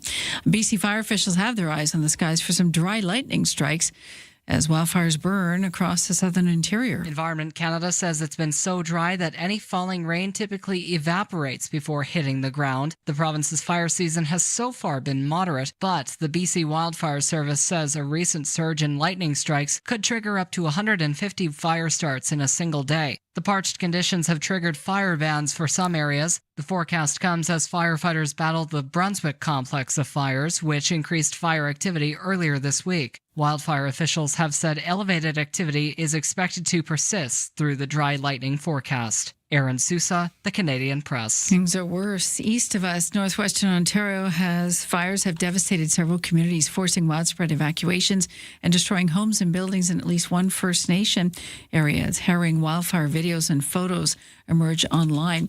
In a video posted to social media, the Premier of Ontario said the province will spare no expense to protect people and support fire efforts. Last year, we added 100 new firefighting personnel, and this year we've added nearly 70 more. We've nearly doubled base funding for forest firefighting since 2018, and we're investing another $650 million to add 6 new water bombers and 5 helicopters to the provincial firefighting fleet. 850 fires currently burning across Canada. Prime Minister Mark Carney says Ottawa is working closely with the province's municipal and Indigenous leaders to provide assistance where needed. West Shore RCMP warning you about fraudulent letters that are impersonating police. The letter apparently falsely claims to be issued by the RCMP's National Cybercrime Coordination Center, or NC3 for short, and other organizations. It accuses you of serious criminal offenses and threatens that failure to respond within 24 hours or pay a fine, that should be a clue, or result in criminal prosecution and the public release of your identity. Now, RCMP say if you receive this kind of letter, ignore the demands, do not send them any money, don't communicate with them, and retain the letter's evidence. Report it to the Canada Anti-Fraud Centre, or you can call local police as well. Saanich police say a suspect's been arrested and charged in connection with a serious assault last weekend in Gorge Park. Police say patrol officers responded to reports of an assault near Craigflower Bridge last Saturday. Officers found a man suffering serious but non-life-threatening injuries. Kyle Dustin David Aird is facing a charge, 1 count of aggravated assault and 2 counts of breaching court-ordered conditions. Police say he remains in custody pending a bail hearing. RCMP investigating a fire that caused extensive damage up island at the Nanaimo Judo Club. Fire crews called to a building just before 5 Saturday morning. They say the fire appears to have started in an exterior stairwell before spreading through the ventilation system and into the attic. The building sustained extensive smoke and water damage. Fire crews were able to contain it to the structure, thankfully. The cause is under investigation, but it is suspicious. Anyone with information is asked to call Nanaimo RCMP. Eyebrow-raising move in the U.S. military camp.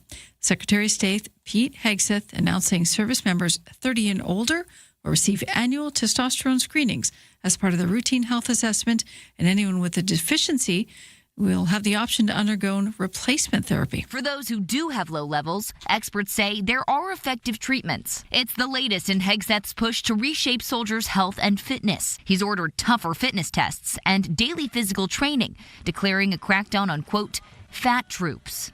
And that is your CFAX News to 7:35.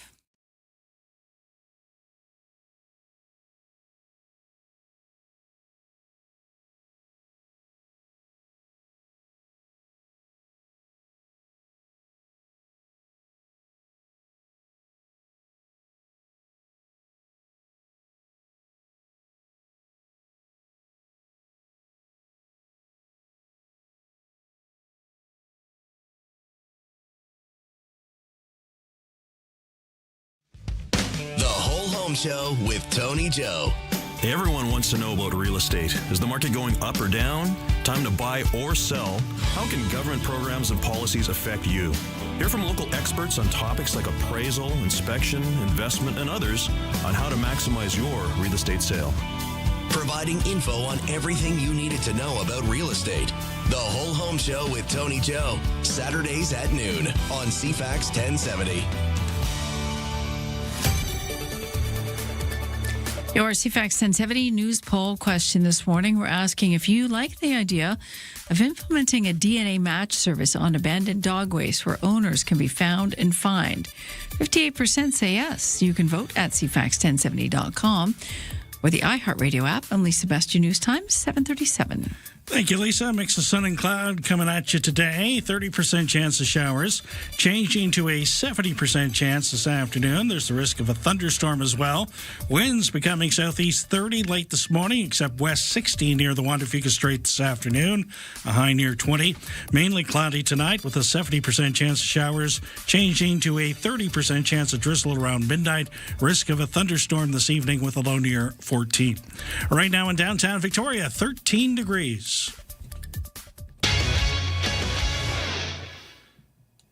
The South held on to beat the North 5-4 in the West Coast League All-Star Game last night at Royal Athletic Park. Victoria will host this event again next year as well. Harbour Cats, meanwhile, return to action tomorrow night at home against Wenatchee. Argentina scored 2 goals late to come from behind to beat England 2-1 at the World Cup. The defending champs will now face Spain in the final on Sunday.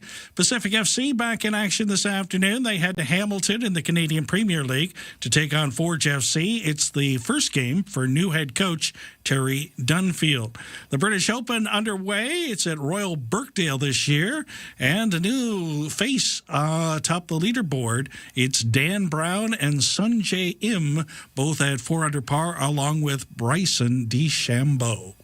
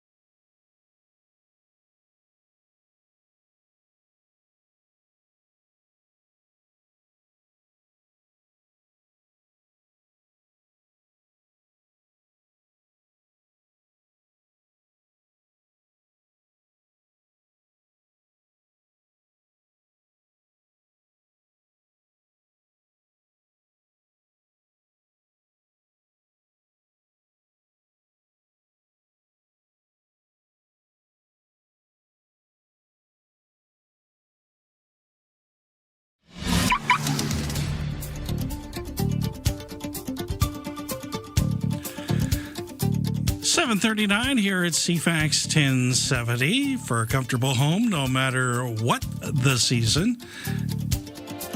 And big savings on your heating bill? Talk to Coastal Heat Pumps, designed for comfort. The South Island's Elite Plus Fujitsu Air Stage dealer. Checking your traffic on the Trans-Canada, it is slow from Island Highway to the end of the construction zone, then speeds up before you get to Mackenzie. Things lightening up anywhere else. I don't see any crawl deer through Colwood today. Getting a little busy around Mayfair Shopping Centre on Douglas in particular, and as you approach the downtown core.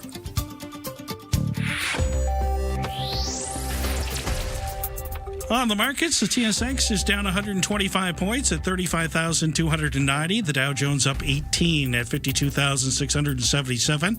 The Nasdaq down 169 at 26,100. And the Canadian dollar's up 9 basis points at 71.3 cents U.S. Don't attempt your morning commute without us. Ryan and Lisa, mornings on CFAX 1070.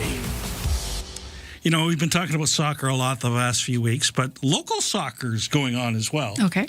And a Saanich team is in a situation with BC Soccer. And we have this report from CTV Vancouver Island about this. Controversial call by BC Soccer that has divided the sports community. 2 winning teams, all teenagers, were suddenly booted from the final, seemingly for doing what they were told. And tonight, the organization still hasn't explained why it was so heavy-handed. For the first time, we are hearing from upset parents. Penny Daflos has the story.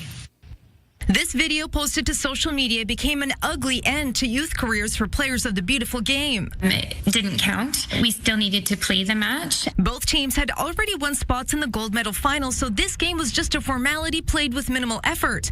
They allege parents from lower-ranked teams heckled the teens in Nanaimo last weekend in the group stage of the U17 Boys Provincial A-Cup tournament. Recording us saying very hateful comments and harassing guys that were taking a bathroom break. Parents acknowledged the 2 top teams were essentially running out the clock as directed by the Okanagan and Saanich coaches. We would still be going on and playing in the gold medal match.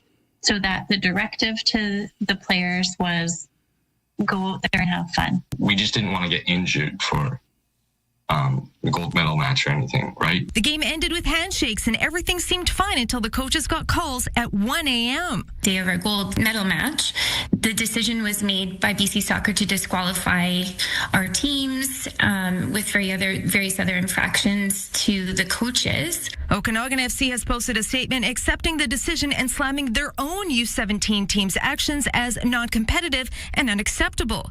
The Saanich Fusion parents point out BC Soccer officials were there and an experienced ref was running the match. Why didn't the official give a red card? Why didn't they give a yellow card? Why didn't an official just say, this has to end? Let me get some clarity here. Which could have avoided a situation that's seen players mocked and criticized online. Getting blamed or being called out in a way that actually has nothing to do with them. It's the adults involved in this situation that didn't handle the situation well. CTV News has made multiple attempts to reach BC Soccer via email and at their downtown Vancouver offices. They still haven't addressed why no action was taken against players until that match video went viral online. Penny Daflos, CTV News, Vancouver. There you have it. So, were they coached to not compete? They were just kicking a ball around. But whose decision was to do that? The coaches. So why are the kids taking the heat? I mean, if they don't follow their coach's rules, there'd be ramifications to that, right? Yeah, it's a bad situation all around. Yeah. And so neither teams are competing now. No, correct. Oh my. So here's what Steve looking at it with a broader view. Okay. If you've already advanced the 2 teams to the final, yes, why not make that game the final instead of going through the exercise of a nothing game? Because it's adding insult to injury for the kids, because it wasn't their decision not to play like that. It was the coaches. And then not letting them play. Sometimes I just don't like minor sports. Well, when something like this happens, understandably. Yeah, it's just, yeah. Anyway, I thought that was worth highlighting, especially since there was a Saanich team involved and all that, and a good report by Penny there. Yes. Going into depth. It would be nice if Soccer BC also put out a statement just telling us why they did what they did, so that we don't have to piece it together. Agreed, but that usually comes later, no? It depends. And 1 o'clock in the morning, can you imagine being the coach and getting that phone call at 1 o'clock in the morning? Yeah. Because those kids are looking forward to that next game. Of course. And they were just following orders, from what we can tell there. And this is supposed to be, and I stress this is supposed to be fun. Somebody's getting competitive. I'm just saying. Okay. It's supposed to be fun. This will still be unpacked. Supposed to be fun. 7:45. Here's Lisa with your news headlines. At 9 this morning, the federal transport minister will be over on the West Coast, meeting with the BC Transportation and Transit Minister Mike Farnworth and Indigenous leaders and also officials at the Port of Vancouver. There'll be an announcement at the port, so we'll bring you details on that as it becomes available. And the fire situation, the number of wildfires ticking up as lightning strikes across BC's southern interior make an appearance. Provincial officials warning That combined with the parched ground could trigger a surge of ignition. We've seen quite a big jump from 20 earlier in the week to 31 fires now burning, 14 new starts in the past day. No new fires on Vancouver as of yet, but as a precaution, campfire ban coming into effect at noon today. That will be added to the ban in the Category 2 and 3 fire bans. Except for one small area, Prince George Centre. There's parts of Vancouver Island, too, around our area, the Sunshine Coast, Haida Gwaii. So check ahead before you light a fire. Over 850 fires in total burning across Canada. Manitoba is dealing with 140. The hardest hit areas are Northern Ontario, Quebec, and Northwest Territories. In Alberta judge has extended a special court order freezing millions of dollars in belongings belonging to a prominent separatist. Justice John Gill says the move is justified given questions surrounding payments from a Tall Cree First Nation Trust Fund and lawyer Jeffrey Rath, who was in charge of it. The decision affirms another made last week to grant an injunction freezing up to $8.5 million in assets held by Rath and his law firm. And a handful of federal ministers are expected to address hundreds of First Nations chiefs today at the annual general meeting of the Assembly of First Nations. They're gathering in Ottawa to speak about public safety, the economy, and natural resources developments, as well as social services for those communities. That's your news to 747. From unforgettable upsets and last-minute winners to the plays that brought the entire world to its feet. Leading to one moment, the 2026 FIFA World Cup Final. They have Georgia on their minds and a World Cup to look forward to. This Sunday, July 19th. Every match, every moment, 2026 FIFA World Cup. Stream it live on TSN Radio. With precision. Available on iHeartRadio.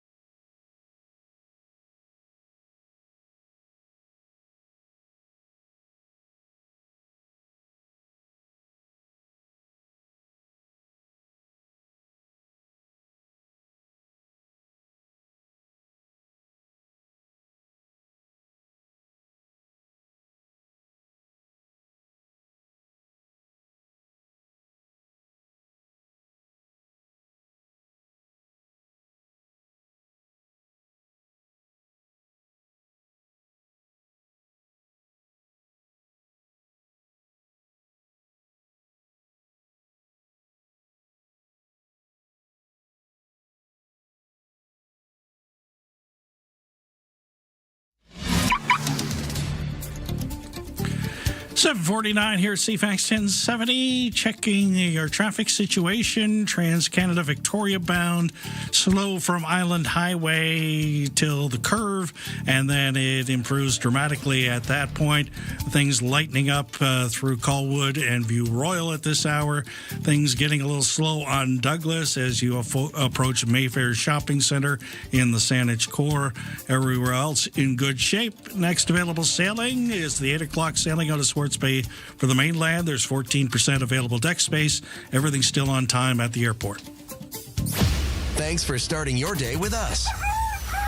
Ryan and Lisa, mornings on CFAX 1070. And we're going to talk about electricity, one of the favorite topics that the BC government has been focused on. Build, build, build seems to be the mantra of the day as BC Hydro issues calls for power. The province eyes a new dam, and there's increasing talk of what a southern route pipeline could look like. But some advocates argue we're missing out on some other key investments. New Economy Canada's Nancy Wright recently penned a column in Business in Vancouver, which describes what we are doing now as a drop in the bucket of meeting the electricity demand for the coming decade. She's joining us now. Good morning, Nancy. Thanks for joining us. Thanks, Steve. Nice to be here. Well, I think you've encapsulated some of us. What some of us are asking is, how are we going to meet all these demands that we're putting on electricity in this province? Yes. Well, while many forecasts suggest that electricity demand will double by 2050, BC Hydro's new energy plan is planning for only half of that, so basically a 50% increase in supply. And that gap should concern British Columbians and certainly any business leader focused on growth and competitiveness, which, is pretty much every business. And this conservatism, it's born from a regulatory process concerned about the risk to ratepayers of overbuilding the system and driving up rates. So while it may have served British Columbians in the past, it just isn't fit for purpose in today's economic reality when demand for new electricity, whether for a mine or a data center, an electric bus, whatever it is, can show up far faster than new supply can be planned for, never mind built. And what makes this so interesting is that BC is planning for less growth than it says it wants. BC's own clean energy strategy and the BC NDP's 2024 election platform pledged to double supply by 2050, yet BC Hydro's latest plan falls well short of that ambition. So there's definitely a disconnect there. So where do we get that additional capacity? What are these opportunities you're talking about? Well, it can come from a number of sources. It can come from wind. It can come from solar. It's additional hydro, so from dams, potentially from nuclear. Down the road, nuclear is not really in BC's plan to include right now, but batteries, all these different things, geothermal. It might also come from tidal or possibly offshore wind on the northwest coast. We might also see more transmission connections with Alberta, which would allow us to trade more with our neighbors. Their wind and solar is actually cheaper than ours, and our hydro can help them out when renewables aren't producing. So both provinces would stand to benefit. And hydro affordability in this province is one of the edges businesses have. So if you ever took that away, it would really put the business community in a tougher spot. Well, it would, but there's different elements to this. When you're building more electricity and you're electrifying more businesses, that means that you have more ratepayers to spread the costs out over. So it's not necessarily, a one-to-one. So you have that advantage. But really what we're talking about here, Steve, is that this is an economic infrastructure conversation. And because of that, that's where you can justify having the province and potentially the federal government kick in to pay for some of this infrastructure and building more electricity capacity. Because before, decades ago, economic development was built on roads and railroads. Now it's built around electricity. The International Energy Agency has coined this the age of electricity because globally, capital investment in clean electricity and grids and the industries that depend on them is actually now far greater than investment in conventional energy. I found one of the things interesting about the proposal that Meta put forward in Alberta recently was that they're building their own plant to supply the electricity they need to operate it. Is that going to become more commonplace moving forward? I think so. That was a stipulation by the Alberta government. They said they're happy to have the plant, but you have to bring your own power. So that is one way of doing it. But really, we should be planning far ahead to have that electricity available, because by planning ahead, we can make it clean electricity, abundant electricity, and that brings all kinds of things with it. So, and honestly, we're not just talking about data centers here. All kinds of industry is really chomping at the bit for more electricity, like mining, manufacturing, the LNG industry itself. So it's a bigger story than actually just AI. And it's transportation's reliant on this as well. Very much so. Transportation is reliant on it. Fleets are starting to electrify. People are buying EVs. I mean, that obviously takes a bigger draw on the grid, although not as much as you would think, because a lot of charging can be done overnight when electricity is cheaper and it's not as in such high demand. But yes, I mean, there are many industries that are needing more electricity. I mean, if you want to build houses, you need more electricity. If you want to build roads or ports, all of these things are requiring electricity, and we simply have to have enough. So I'm going to put you into Adrian Dix's office. He's, of course, the Minister of Energy for the province. If you sat down with him right now, what would you like to see him? What would you advise him to do? Well, we actually have sat down with Adrian Dix about this. But, I mean, really it comes down to three things. Plan for demand earlier, build transmission sooner, i.e. now, and align electricity planning with the province's economic strategy, which it is not right now. Okay. Well, thanks for joining us, and thanks for bringing it to our attention. I think we're hearing this more and more, that we're going to need big, and we're going to need to think big. So thanks for joining us. You're welcome, Steve. Thanks for having me. Nancy Wright.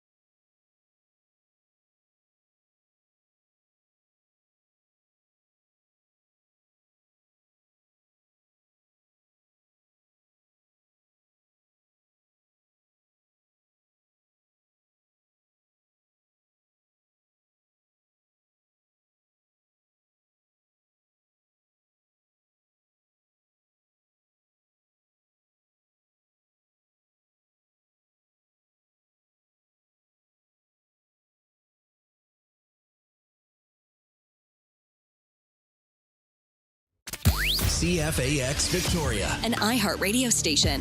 If it's happening, it's here. CFAX 1070.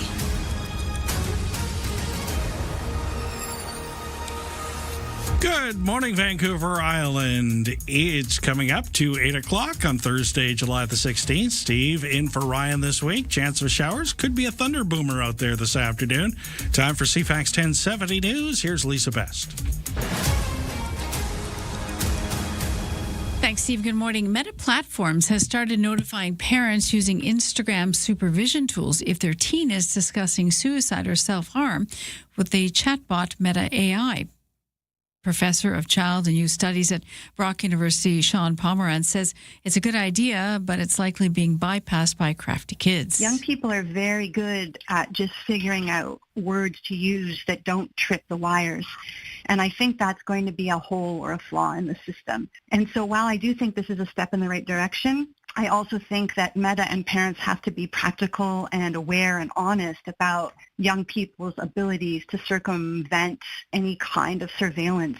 Meta says the news alerts launched today in Canada, the U.S., U.K., and Australia. They'll be rolled out globally by the end of the year.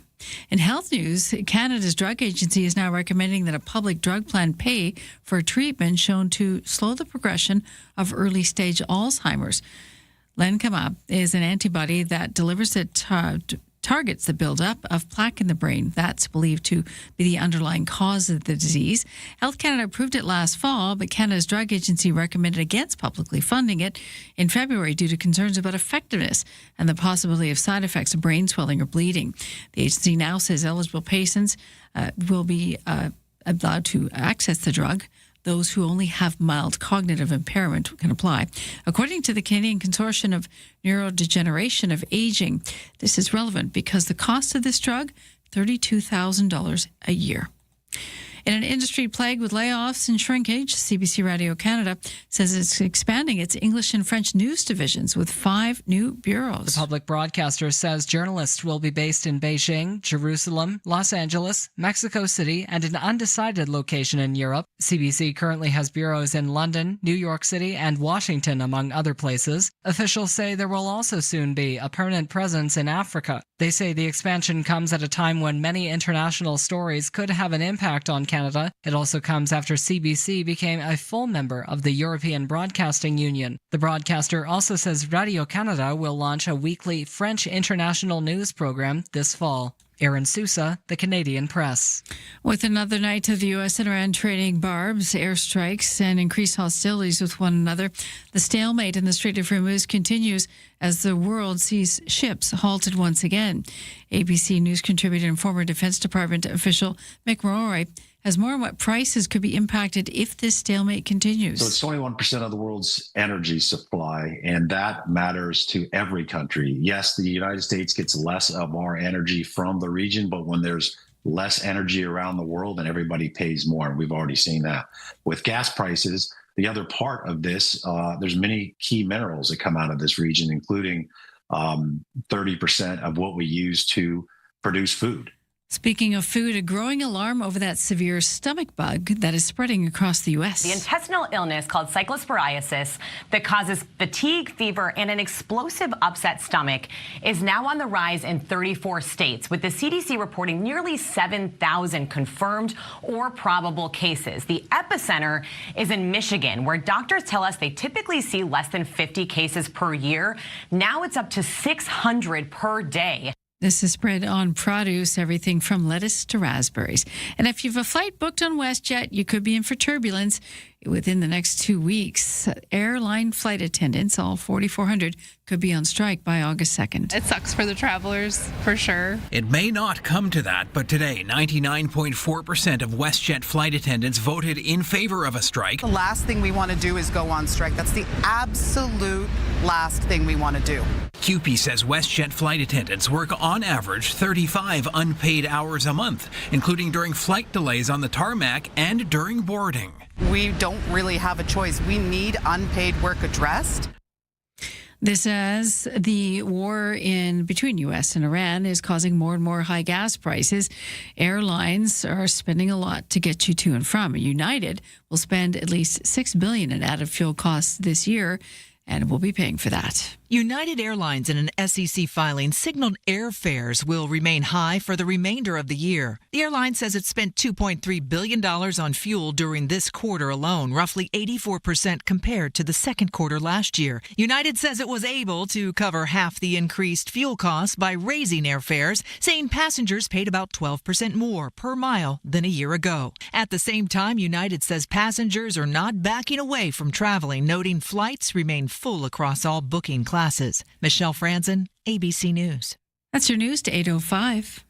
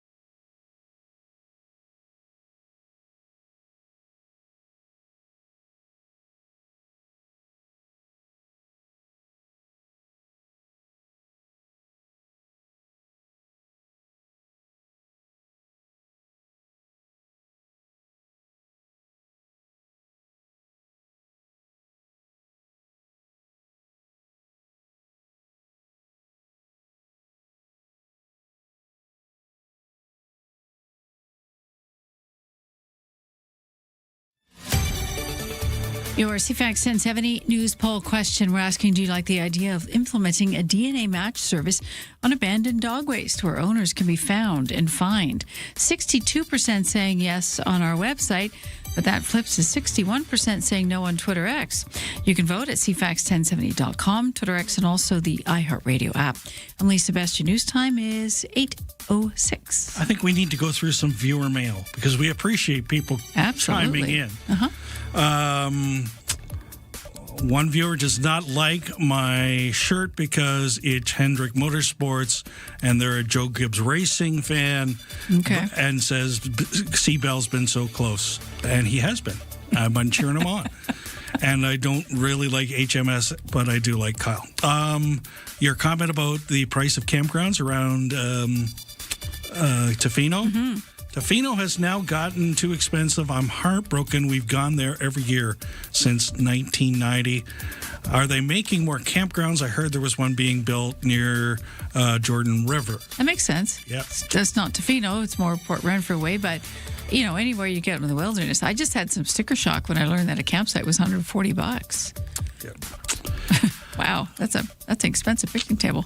On the fire issue, we live in a subdivision. There are a lot of people who walk through our area, which is wonderful. However, walking on the area where the pathway is non-existent, we have to use the road.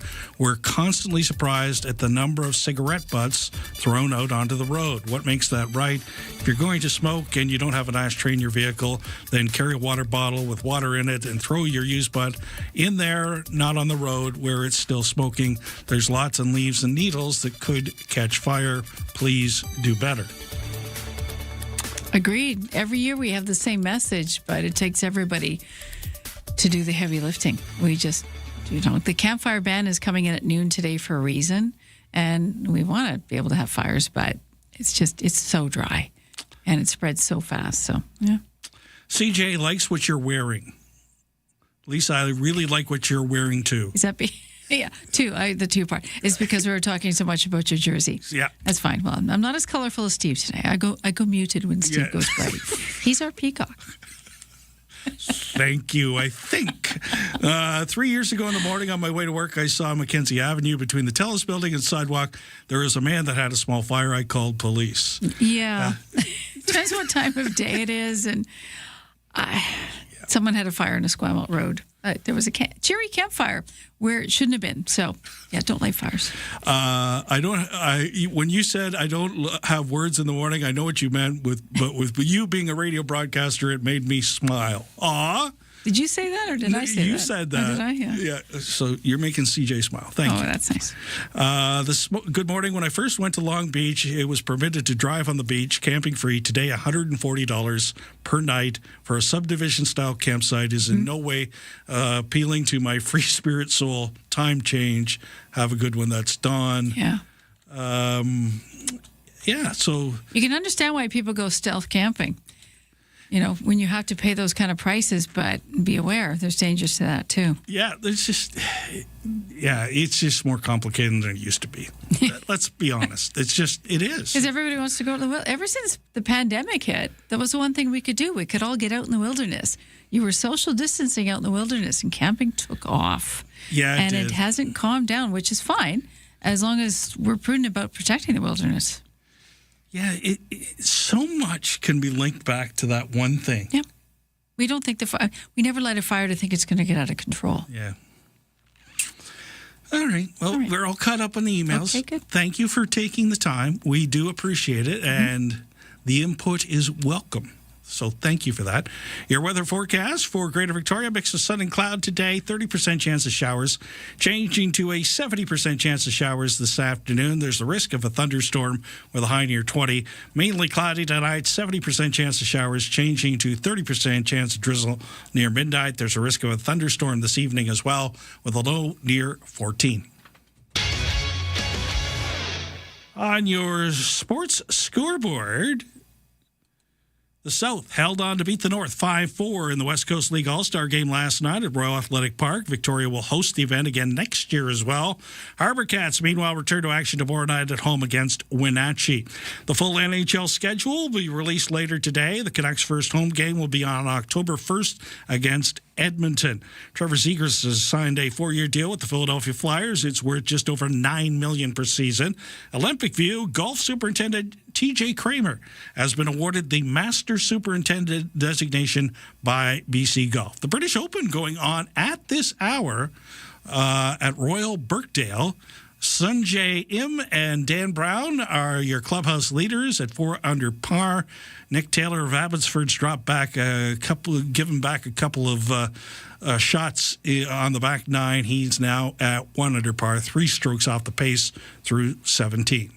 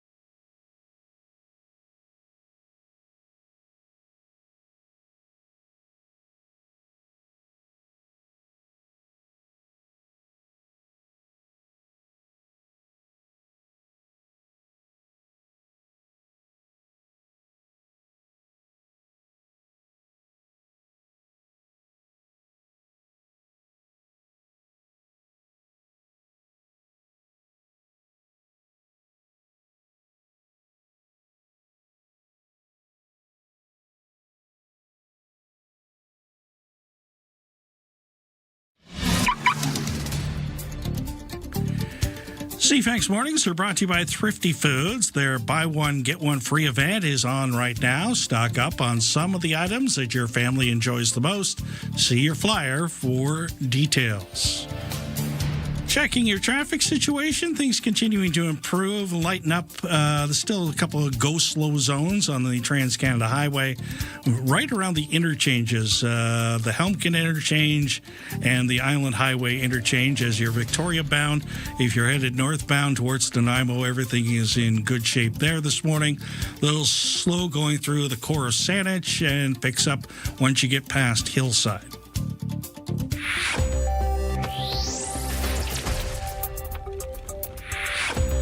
On the markets, the TSX is down 68 points at 35,347. The Dow Jones up 140 at 52,799. And the NASDAQ down 192 points at 26,076. The Canadian dollar up 2 basis points at 71.2 cents U.S. In the kitchen, in the car, and at the office. Ryan and Lisa, mornings on CFAX 1070. Take us with you. Listen live on the free iHeartRadio app. What was your favorite cartoon growing up? Oh, gosh.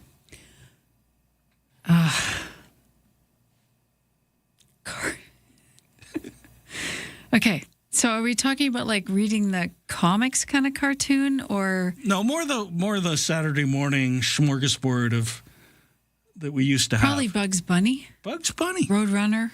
Okay. That kind of thing. I was a big Underdog fan. Okay. I loved Sweet Polly Purebred. Yeah, okay. And Rocket J Squirrel. One of my favorites. Synapses are firing to find this. I don't know. Okay, yeah. Where I'm going here is somebody is returning to the big screen. Who? Here we're going to find out. Mark Mayfield's going to tell us. Alvin!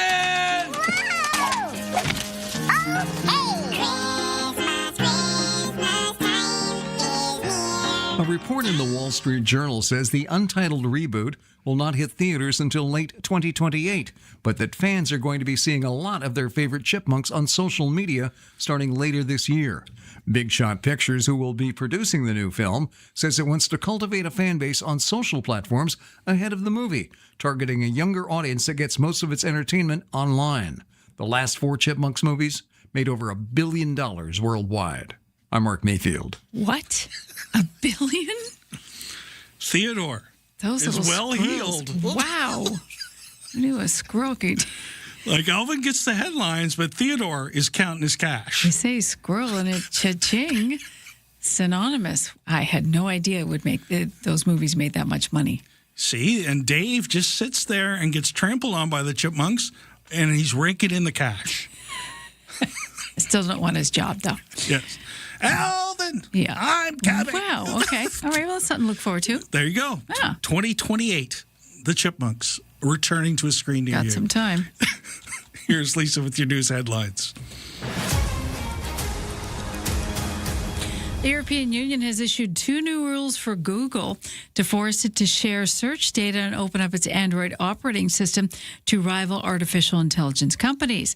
In the latest attempt to rein in the tech's behemoth deep control of the digital economy, the EU says it will still support innovation and diversity in the field by enabling fair access to AI features on Android devices and search engines. The president of Global Affairs for Google says the new rule could backfire by removing safeguards the company had built to protect user privacy. By January, Google must also be sharing anonymized search data with some rivals. A new study says AI chatbots are at risk of spreading government restrictions on online speech. The Meta Oversight Board study shows that major artificial intelligence systems are more likely to refuse to criticize restrictive leaders or governments. It raises concerns that the large language models powering chatbots could be regurgitating and spreading government influence over online speech as the tech is increasingly adopted worldwide. The findings come as countries are determined to be putting up guardrails around AI without impeding their ability to compete in the rapidly developing world. And last year marked a record high for romance scams. In North America, the growth of romance scams comes as a part of the acute socialization that was ushered in by the COVID pandemic and the lockdowns. Scientists have found that humans evolved to rely on each other. Our brains are hardwired to seek out relationships and community for survival. Love is a necessity, just like food, water, and shelter. The guilt and shame and social stigma surrounding these scams compound the loneliness of victims that propels many into these situations in the first place. That's your news to 8:18.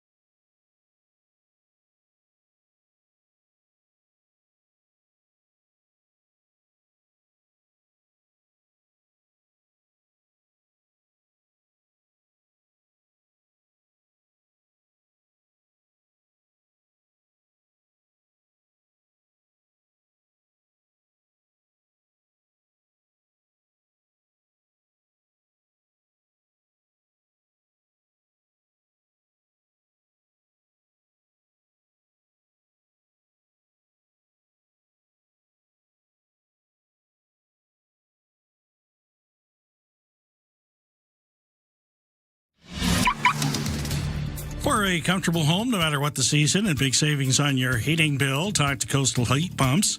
Designed for comfort, the South Island's Elite Plus Fujitsu Air Stage dealer.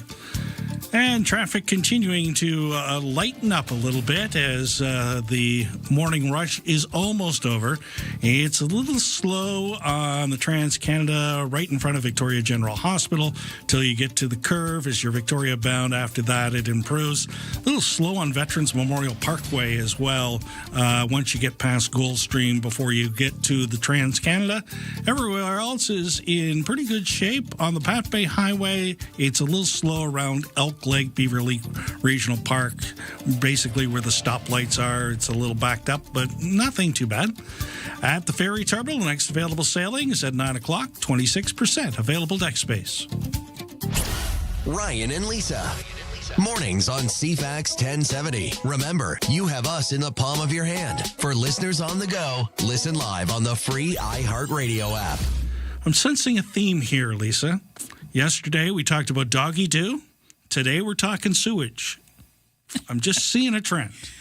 You should warn us to put our forks and spoons down before you go down that path. The Comox Valley Regional District plans to pursue an investigation into the sewer leak event. Remember back in late May? Sure do. Which left many residents having to forego showers, flushing toilets, and using other amenities as staff scrambled to stabilize the situation over the next several hours. We connected with them back at the time, at least Ryan did, and we heard it was a bit of a nightmare scenario. After an extensive water testing, the last of the precautionary warnings in the harbor and the estuary were able to be lifted by June 3rd. But the memory of what happened is still front of mind. Director Doug Hillen is joining us now. Good morning, Doug. Thanks for joining us again. Good morning. Good to be with you. So I know you did a review, which is always important. That's a good sign, when we just don't accept what happened. We try to get to the bottom of it. What did the district decide to do with that review? Well, first of all, I really appreciate your commentary about the cleanup that took place, and I want to say that we recognize this was a major disaster. It could have been much worse, but for all the efforts of staff, the agencies, Comox First Nation, the people who actually did the work to control this spill. But the contractor who was responsible did, in fact, do an investigation and has accepted responsibility for the mistakes made. It's a professional engineer that did that, and we received that report and reviewed it. And we felt that it would be good practice to have an independent review, just to make sure we haven't missed anything, to look at the results of that initial investigation and assure that all the lessons that could be learned from this have been learned, and that we can make sure that we've got everything in place to make sure that nothing like this happens again. Doug, does that mean in accepting blame, he'll be covering any expenses? Well, that's something that will be sorted out, but the contractor has, in fact, accepted responsibility, yes. Okay, it's a start. What is there a tab for cleaning up? Like go back to what did it entail in having to clean this up? Because I know it was sort of in fits and starts, and it took a while to get a handle on it. Well, I don't have the precise numbers, and we're still looking at what the impact has been on the surrounding community. Right. But we'll have those numbers in due course. What the independent review is going to look at is are the conclusions of the initial investigation substantiated? Is there anything more that could be done in the process leading up to this? Are there construction oversight standards? Anything of that nature that we just need to be aware of. What are the lessons learned, and how do we make sure that we've got the engineering practices, the operational procedures, the emergency preparedness in place to deal with something like this? We don't want this to ever happen again. But in looking at all the aspects of it, making sure that we've learned the lessons, that's how we make sure of that. Just from a visual standpoint, with the nature that surrounds that area that's so important to that area, have you noticed any differences just visually? Well, probably the people who live right in the adjacent area would be the ones who could comment on that. No, there's no significant visual difference to somebody who is going along the water.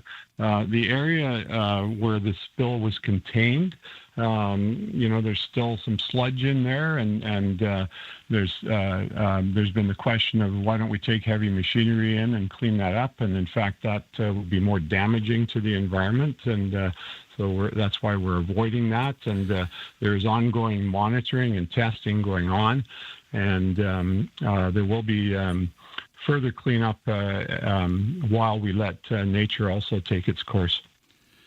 And nature is resilient at its base, so that's good to hear. Now, sunshine and salt water are excellent disinfectants. That was well put, That is sir. true. Have residents been calling for this review as well? Well, we did have a delegation from the residents of the immediate area who did, in fact, ask for an independent review. That was at our first Sewage Commission meeting after this event.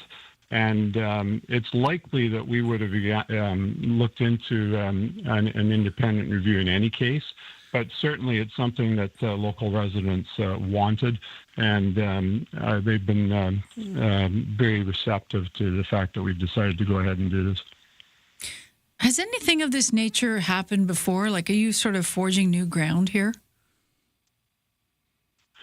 Well, one of the things that we asked staff to do when we asked them to investigate having an independent review was to look at what has happened in other jurisdictions when an event of this nature has taken place. And we're not looking at exactly the same circumstances. Public utilities are generally well managed and well maintained, but there are occasions where things go wrong. And we did find that in other jurisdictions, it was good practice to have an independent review take place, an investigation that was separate from the initial work that had been done.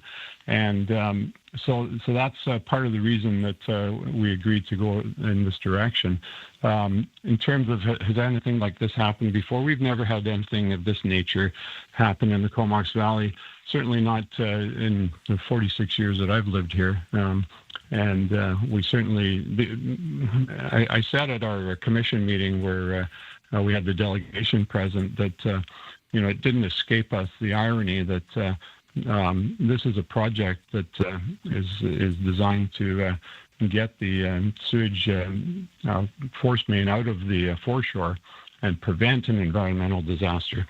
And here we are in the worst possible scenario. And as I said before, the efforts of our staff and the agencies involved made sure that this was not even worse. And we think that there are a lot of lessons to be learned, and the independent review will help us in that regard. Well, thanks for joining us and bringing us up to date on all this. And I'm sure we'll check in once you've got that independent review in your hands. Yeah, it'll take a few months, and you may well be dealing with some different people at the table, given that we have a local election coming up in October. But one way or the other, the work will go on, and we'll have the documents will be made public when they're available. Thank you, sir. Thanks very much. Doug Hillen, Board Director for the Comox Valley Regional District. This summer, 3 of Vancouver Island's biggest voices are coming together to make a real difference. Get your tickets now for the Kids Count Mega Summer 50/50. Brought to you by 107.3 Virgin Radio, CFAX 1070, and CTV. In support of CFAX Santa's Anonymous all-new Kids Count program, supporting children beyond Christmas. The Mega Summer 50/50. Your chance to win big while giving back. Buy your tickets today at CFAX1070.com. Gaming event license 174660.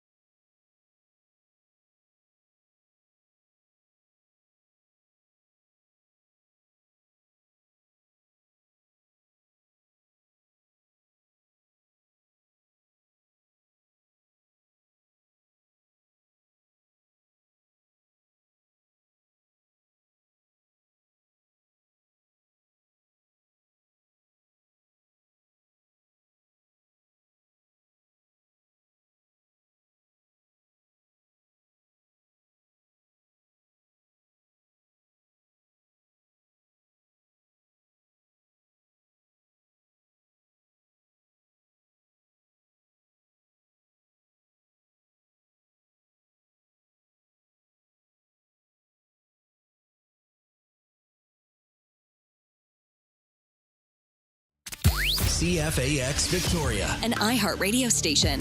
If it's happening, It's here. CFAX 1070. Good morning, 8:31 here on CFAX 1070 and CTV Vancouver Island. Steve in for Ryan this week. Chance of a shower. Could have a thunderstorm this afternoon or this evening. Time for CFAX 1070 News. Here's Lisa Best. Thanks, Steve. Good morning. A new poll from RBC shows how we BCers are managing emergencies and unexpected expenses. And yes, it's tough. The findings show many are making difficult trade-offs between saving and spending amid the high cost of living. Data shows about a third have faced expenses over the past year, emergency expenses. The average price tag for the largest emergency expense was nearly $6,000. Now, 51% say they worry about having enough saved for a rainy day emergency. 42% are concerned one unexpected major expense could derail their finances, and 34% say they worry about small unplanned costs that would be difficult to absorb. If an emergency hit, 50% asked said they would use their emergency fund to dip into. 34% would rely on a credit card. 16% would borrow from family and friends. And 18% of BCers asked say they've never considered how they would cover an emergency expense. A man and a woman at the center of that widespread Taylor Swift ticket scam in Toronto in 2023 have pled guilty to one count each of defrauding the public. CTV's Sean Lathong has details from court. She has had no effort to repay anyone. According to the agreed statement of facts in this case, 107 Taylor Swift ticket purchasers from across southern Ontario purchased $265,330 worth of tickets from Denise Tizer. Also, documents show that Blake and Tizer were aware that they were defrauding their victims, saying Miss Tizer and Mr. Blake used $139,144 of these funds to place multiple online gambling bets on various platforms. In a post on social media, Tizer offered an apology and an explanation of sorts, saying her decision stemmed from a gambling addiction that had completely taken over her life. Meta announcing a new safety feature this week, rolling out that will notify a parent if a teen's conversation with the company's AI program suggests they may be considering suicide or self-harm. Meta says it built a dedicated AI system to identify these types of high-risk conversations, working with experts and parents to determine which types of conversations should warrant an alert. And as an additional safeguard, any chat flagged by AI will be reviewed by a human before an alert is sent. And they say if the teen's intent is ambiguous, they will err on the side of caution. Sydney Council approving a temporary use permit for an extreme weather shelter at St. Andrew Anglican Church. The overnight shelter will be operated by Beacon Community Services and will open only when severe weather hits, putting people experiencing homelessness at risk. The temporary permit is good for up to 3 winter seasons. The town of Sydney says BC Housing is expected to cover the shelter's operating and staffing costs. Stateside, Secretary of Defense Pete Hegseth is making that eyebrow-raising announcement firm. He says service members aged 30 and older will receive annual testosterone screenings as part of their routine health assessment.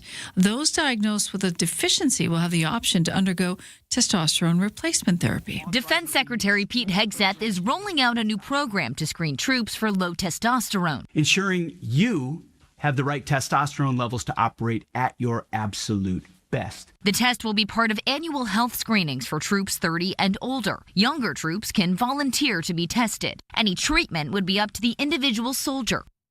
And negotiations between the U.S. and Iran apparently stalled on both sides. They're threatening more airstrikes. Here's Karen Travers. Yesterday, the president said that Iran is not happy right now, doesn't like what the United States is doing, and he says Iran wants to settle, but no indication at this point of where negotiations go, because Iran, of course, continues to fire back every time the United States has launched another wave of strikes over the last 5 days.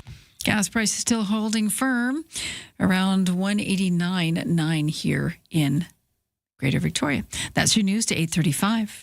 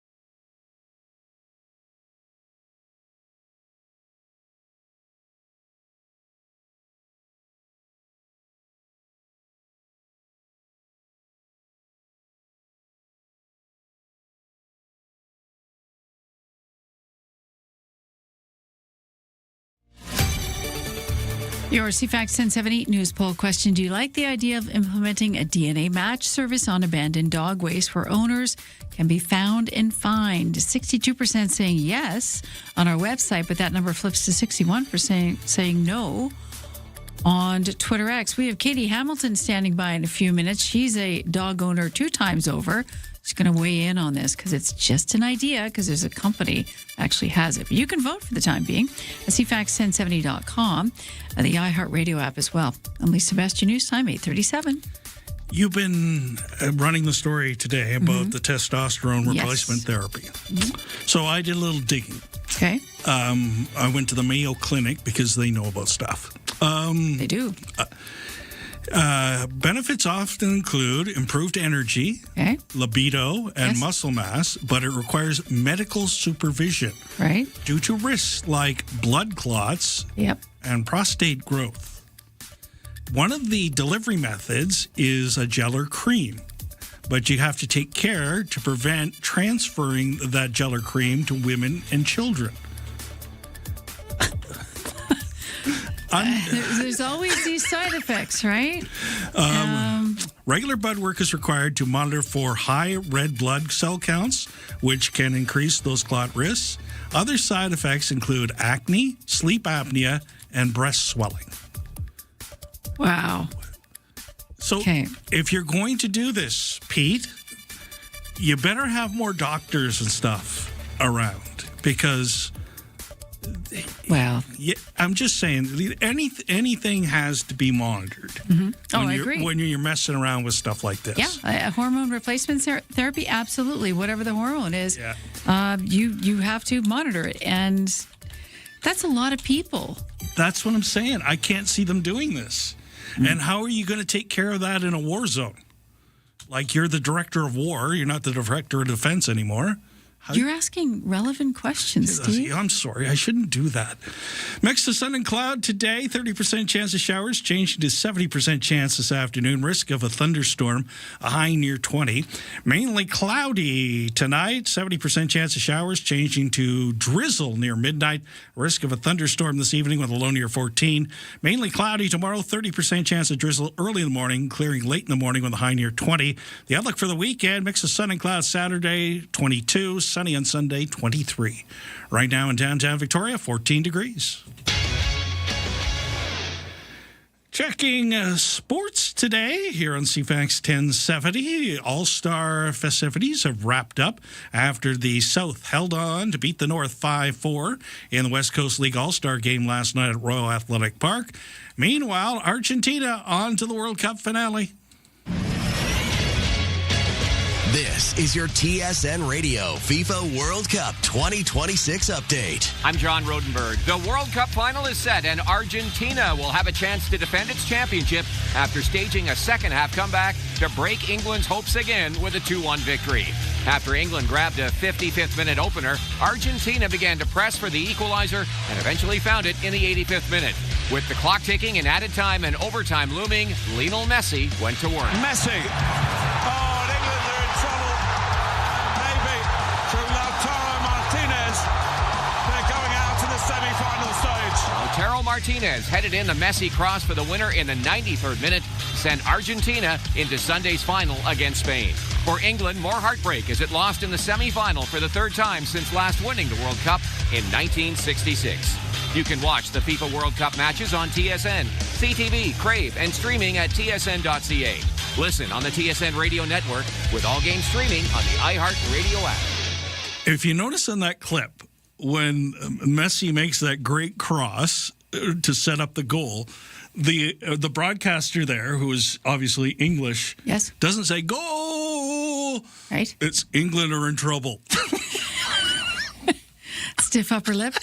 I'm just saying, as an announcer, I feel for you, buddy. I feel for you. But it was just like, oh. So I have a question, which could be a dumb one. Is it Lionel or Lionel? How did we say his first name? Messi. 13 people would say it 13 different ways. Oh, okay. Because the next dinner party was going to get really awkward if I didn't get that right. So I feel better. A tip: if you just say Messi and leave out his first name, you're good. Okay. Messi. I'm in the know. Let me go. There we go. That's your sports update to 8:41.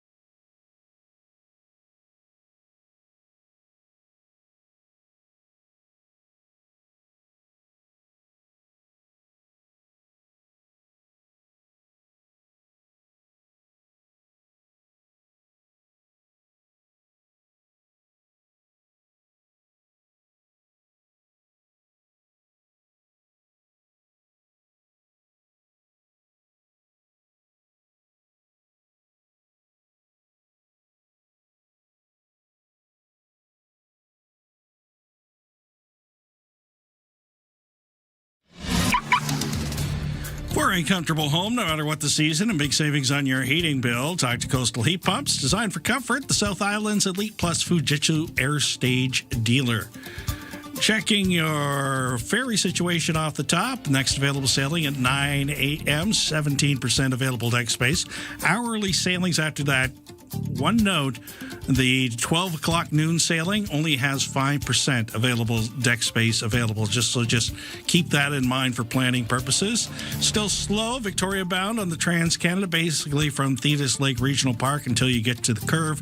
Improves after that. A little more congested downtown at this hour as well.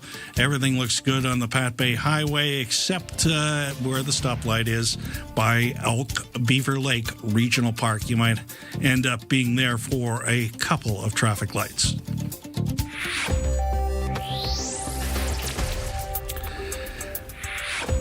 On the markets, TSX down 56 points at 35,359. Dow Jones up 160 at 52,818. NASDAQ down 154 at 26,115. And the Canadian dollar up 2 basis points at 71.2 cents U.S. Ryan and Lisa, mornings on CFAX 1070. Oversleepers, catch all the highlights on the latest audio podcast at CFAX1070.com and on the free iHeartRadio app. Making some waves with this question. The poll question is asking you today, do you like the idea of implementing a DNA match service on abandoned dog waste where owners can be found and fined? Now, we got 62% saying yes on our website, 61% saying no on Twitter X. Now, this is Poo Prints Canada Representative Gary Bradmore and how it works. So the pet owner would cheek swab their own dog, and the staff member would send it down to our lab. Within a very short period of time, our lab captures the DNA specific to that dog. That DNA allocated to that particular dog is then downloaded into our database, which is the DNA World Pet Registry. Nothing set in stone. This is not a City Hall initiative. This is just a question because the science exists. So we go to Hamilton in the Highlands. Katie Hamilton joins us now. She is a pet owner twice over. Katie, what's your thoughts on this? Good morning, Lisa and Steve. I mean, we were talking about it yesterday. It's kind of a funny, unique concept. I mean, I guess it's come to that where dog waste is being left, and it's we got a responsibility as pet owners, right, to clean up after our dogs. So I mean, this might be the way to hold people accountable. It could be. You have 2 dogs. Tell us what you have. Tell us about your family members. I do. I have Moose, who's my Bernese Mountain Dog, and then I have Leo, who's my German Shepherd. And what do you see around town that you like and don't like about being responsible and not? Well, absolutely. I mean, my dogs are actually, they live on some acreage, so they are overscheduled for their washroom breaks, right? And especially Moose, he knows that he can't get in the car to go for a drive and go for an outing unless he goes to the washroom. Mm-hmm. I know not every dog is like that, but it's definitely helpful for me. So when we are there, you don't have it. But of course, you're out for a walk, out for a hike, or you could even be like yesterday when I was walking from work from my car, you smell something and you go, oh no, that initial, did I step in something? And we talk about not only stepping in something or a kid falling in something, but also other dogs too, right? There's some dogs that might go up and smell it. Who knows? I'm not a dog poo print expert, but what if there's something in the waste, right, that our dogs might smell or something like that as well? So, I mean, I don't know how I feel about the whole DNA process of it, but I do think that that people definitely need to help out and clean up after their dogs. Thank you. It's good to have input from a double dog owner. Absolutely. I could talk dogs all day.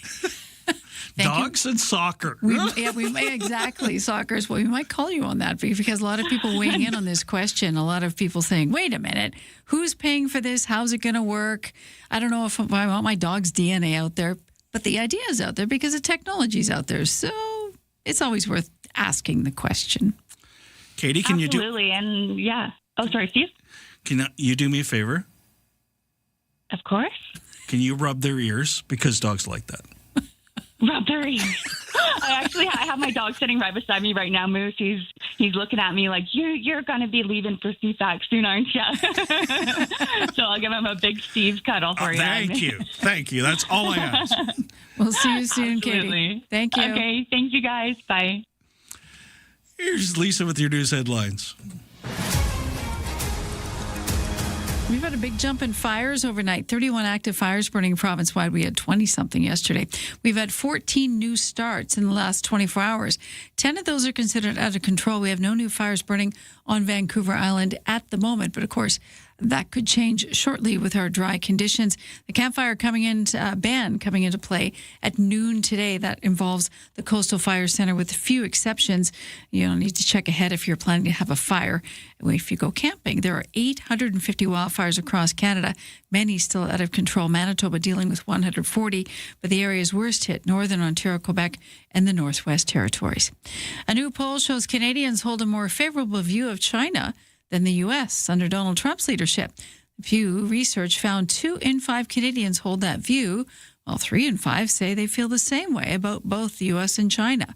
35% said they would trust Chinese President Xi Jinping to do the right thing. That's nearly double the 20% who felt the same way about Donald Trump.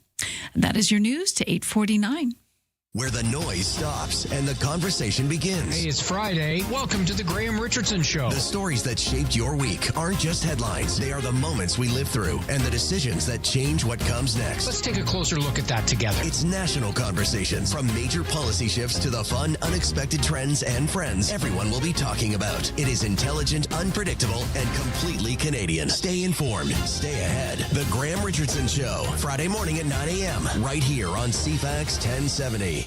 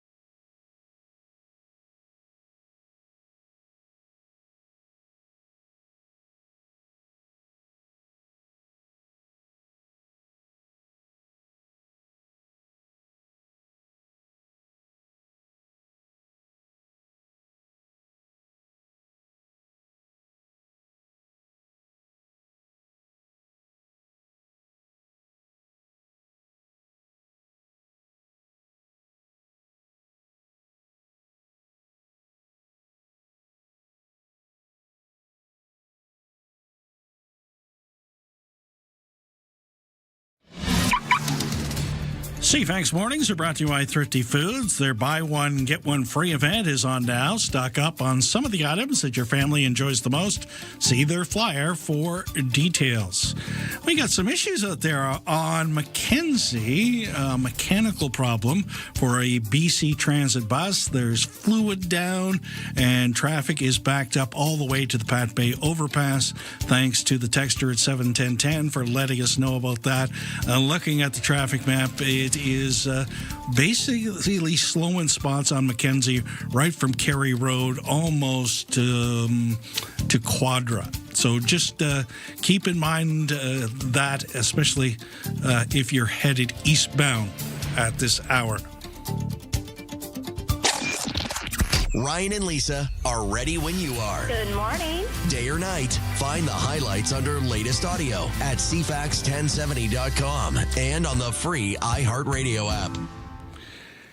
There's been a lot of discussion over whether it's a condo bailout or it's providing opportunities for housing and people to get into the market. This after the feds and province floated the idea of buying up vacant properties. But what might have gone under the radar as part of that announcement is the $3.2 billion allocated to squashing development cost charges. Patrick Condon is a UBC professor emeritus who's written extensively on sustainable urban design and has recently written a column in the Tyee arguing against the approach. He's joining us now. Good morning, Patrick. Welcome back to CFAX. Good morning. Great to be here. So what motivated you to write this? Oh, boy. I have long been concerned about the cost of housing. And the bottom line for me, which is in my book, Broken City, is that the real problem is the inflated price of land, which in many cases is worth 10 times more than the price of the building on top of it. So relative to this other bailout, this is money that corrects or helps developers who have paid too much for the land. Now that they've paid too much for the land, they're stuck with it. The land speculator has gotten away years ago with millions and millions of dollars. And because they paid too much for the land, they're coming back to the government and saying, we can't sell our condos. Please remove the requirement, which we agreed to years ago, to pay for X, Y, Z in service improvements in the area, in conformance with the way the cities have been building themselves for decades. So it's a bailout, and it's not going to make housing cheaper. It'll just prop up the price of that housing to the already insane levels that they are at. This also points to how important development charges can be to move a community forward, because if that money is not actually used for the improvements that are associated with development, for example, subsidizing the tax base so that the increases aren't as robust and it makes a council look good, but then you have gridlock and you can't grow because of the gridlock, it's kind of self-defeating. Well, that's correct. There's an enormous amount of infrastructure that's required, and let's say it's about 10% of the total cost of the project, 10 to 20% of the total cost of the project. That 10 to 20% of the total cost of the project ends up coming out of what they call the land price residual. If you eliminate that amount of money, it just increases the land price, because the land speculator is smart enough to say, now that the developer doesn't need to pay that cost, that makes my land more valuable. And in the end, the broader taxpayers are the ones who end up having to pay for those improvements years later. So it's a real problem, and it's being swept under the rug right now. Are people sitting on land because they're waiting for that optimal opportunity in terms of cashing in? Always. The most lucrative part of the whole development process is called land banking, which is to buy low and then to get that land rezoned and then sell high. And you don't actually have to put a shovel in the ground to get that money. Sorry about the noise. You don't have to put a shovel into the ground to get that money because you're not doing anything but speculating. So do development charges, should they be going down? Should they be staying the same? Or should they actually be going up? Well, I think I think under these circumstances, I would recommend that they not go down, and that you should reassess the value of these charges, because that's a perfect way to get monies that would otherwise go to speculators, land speculators, towards social benefits. And social benefits can be broad. They've traditionally been used to build community centers, daycare centers, and add infrastructure, and importantly, to fund a certain percentage of affordable units as a consequence of new building projects. So yes, they should certainly be retained and perhaps go up. Thanks for joining us today and bringing your thoughts forward. We appreciate it, Patrick. Sure. All right. Have a great day. Patrick Condon, UBC Professor Emeritus. That'll do it for us today. Have a great Thursday.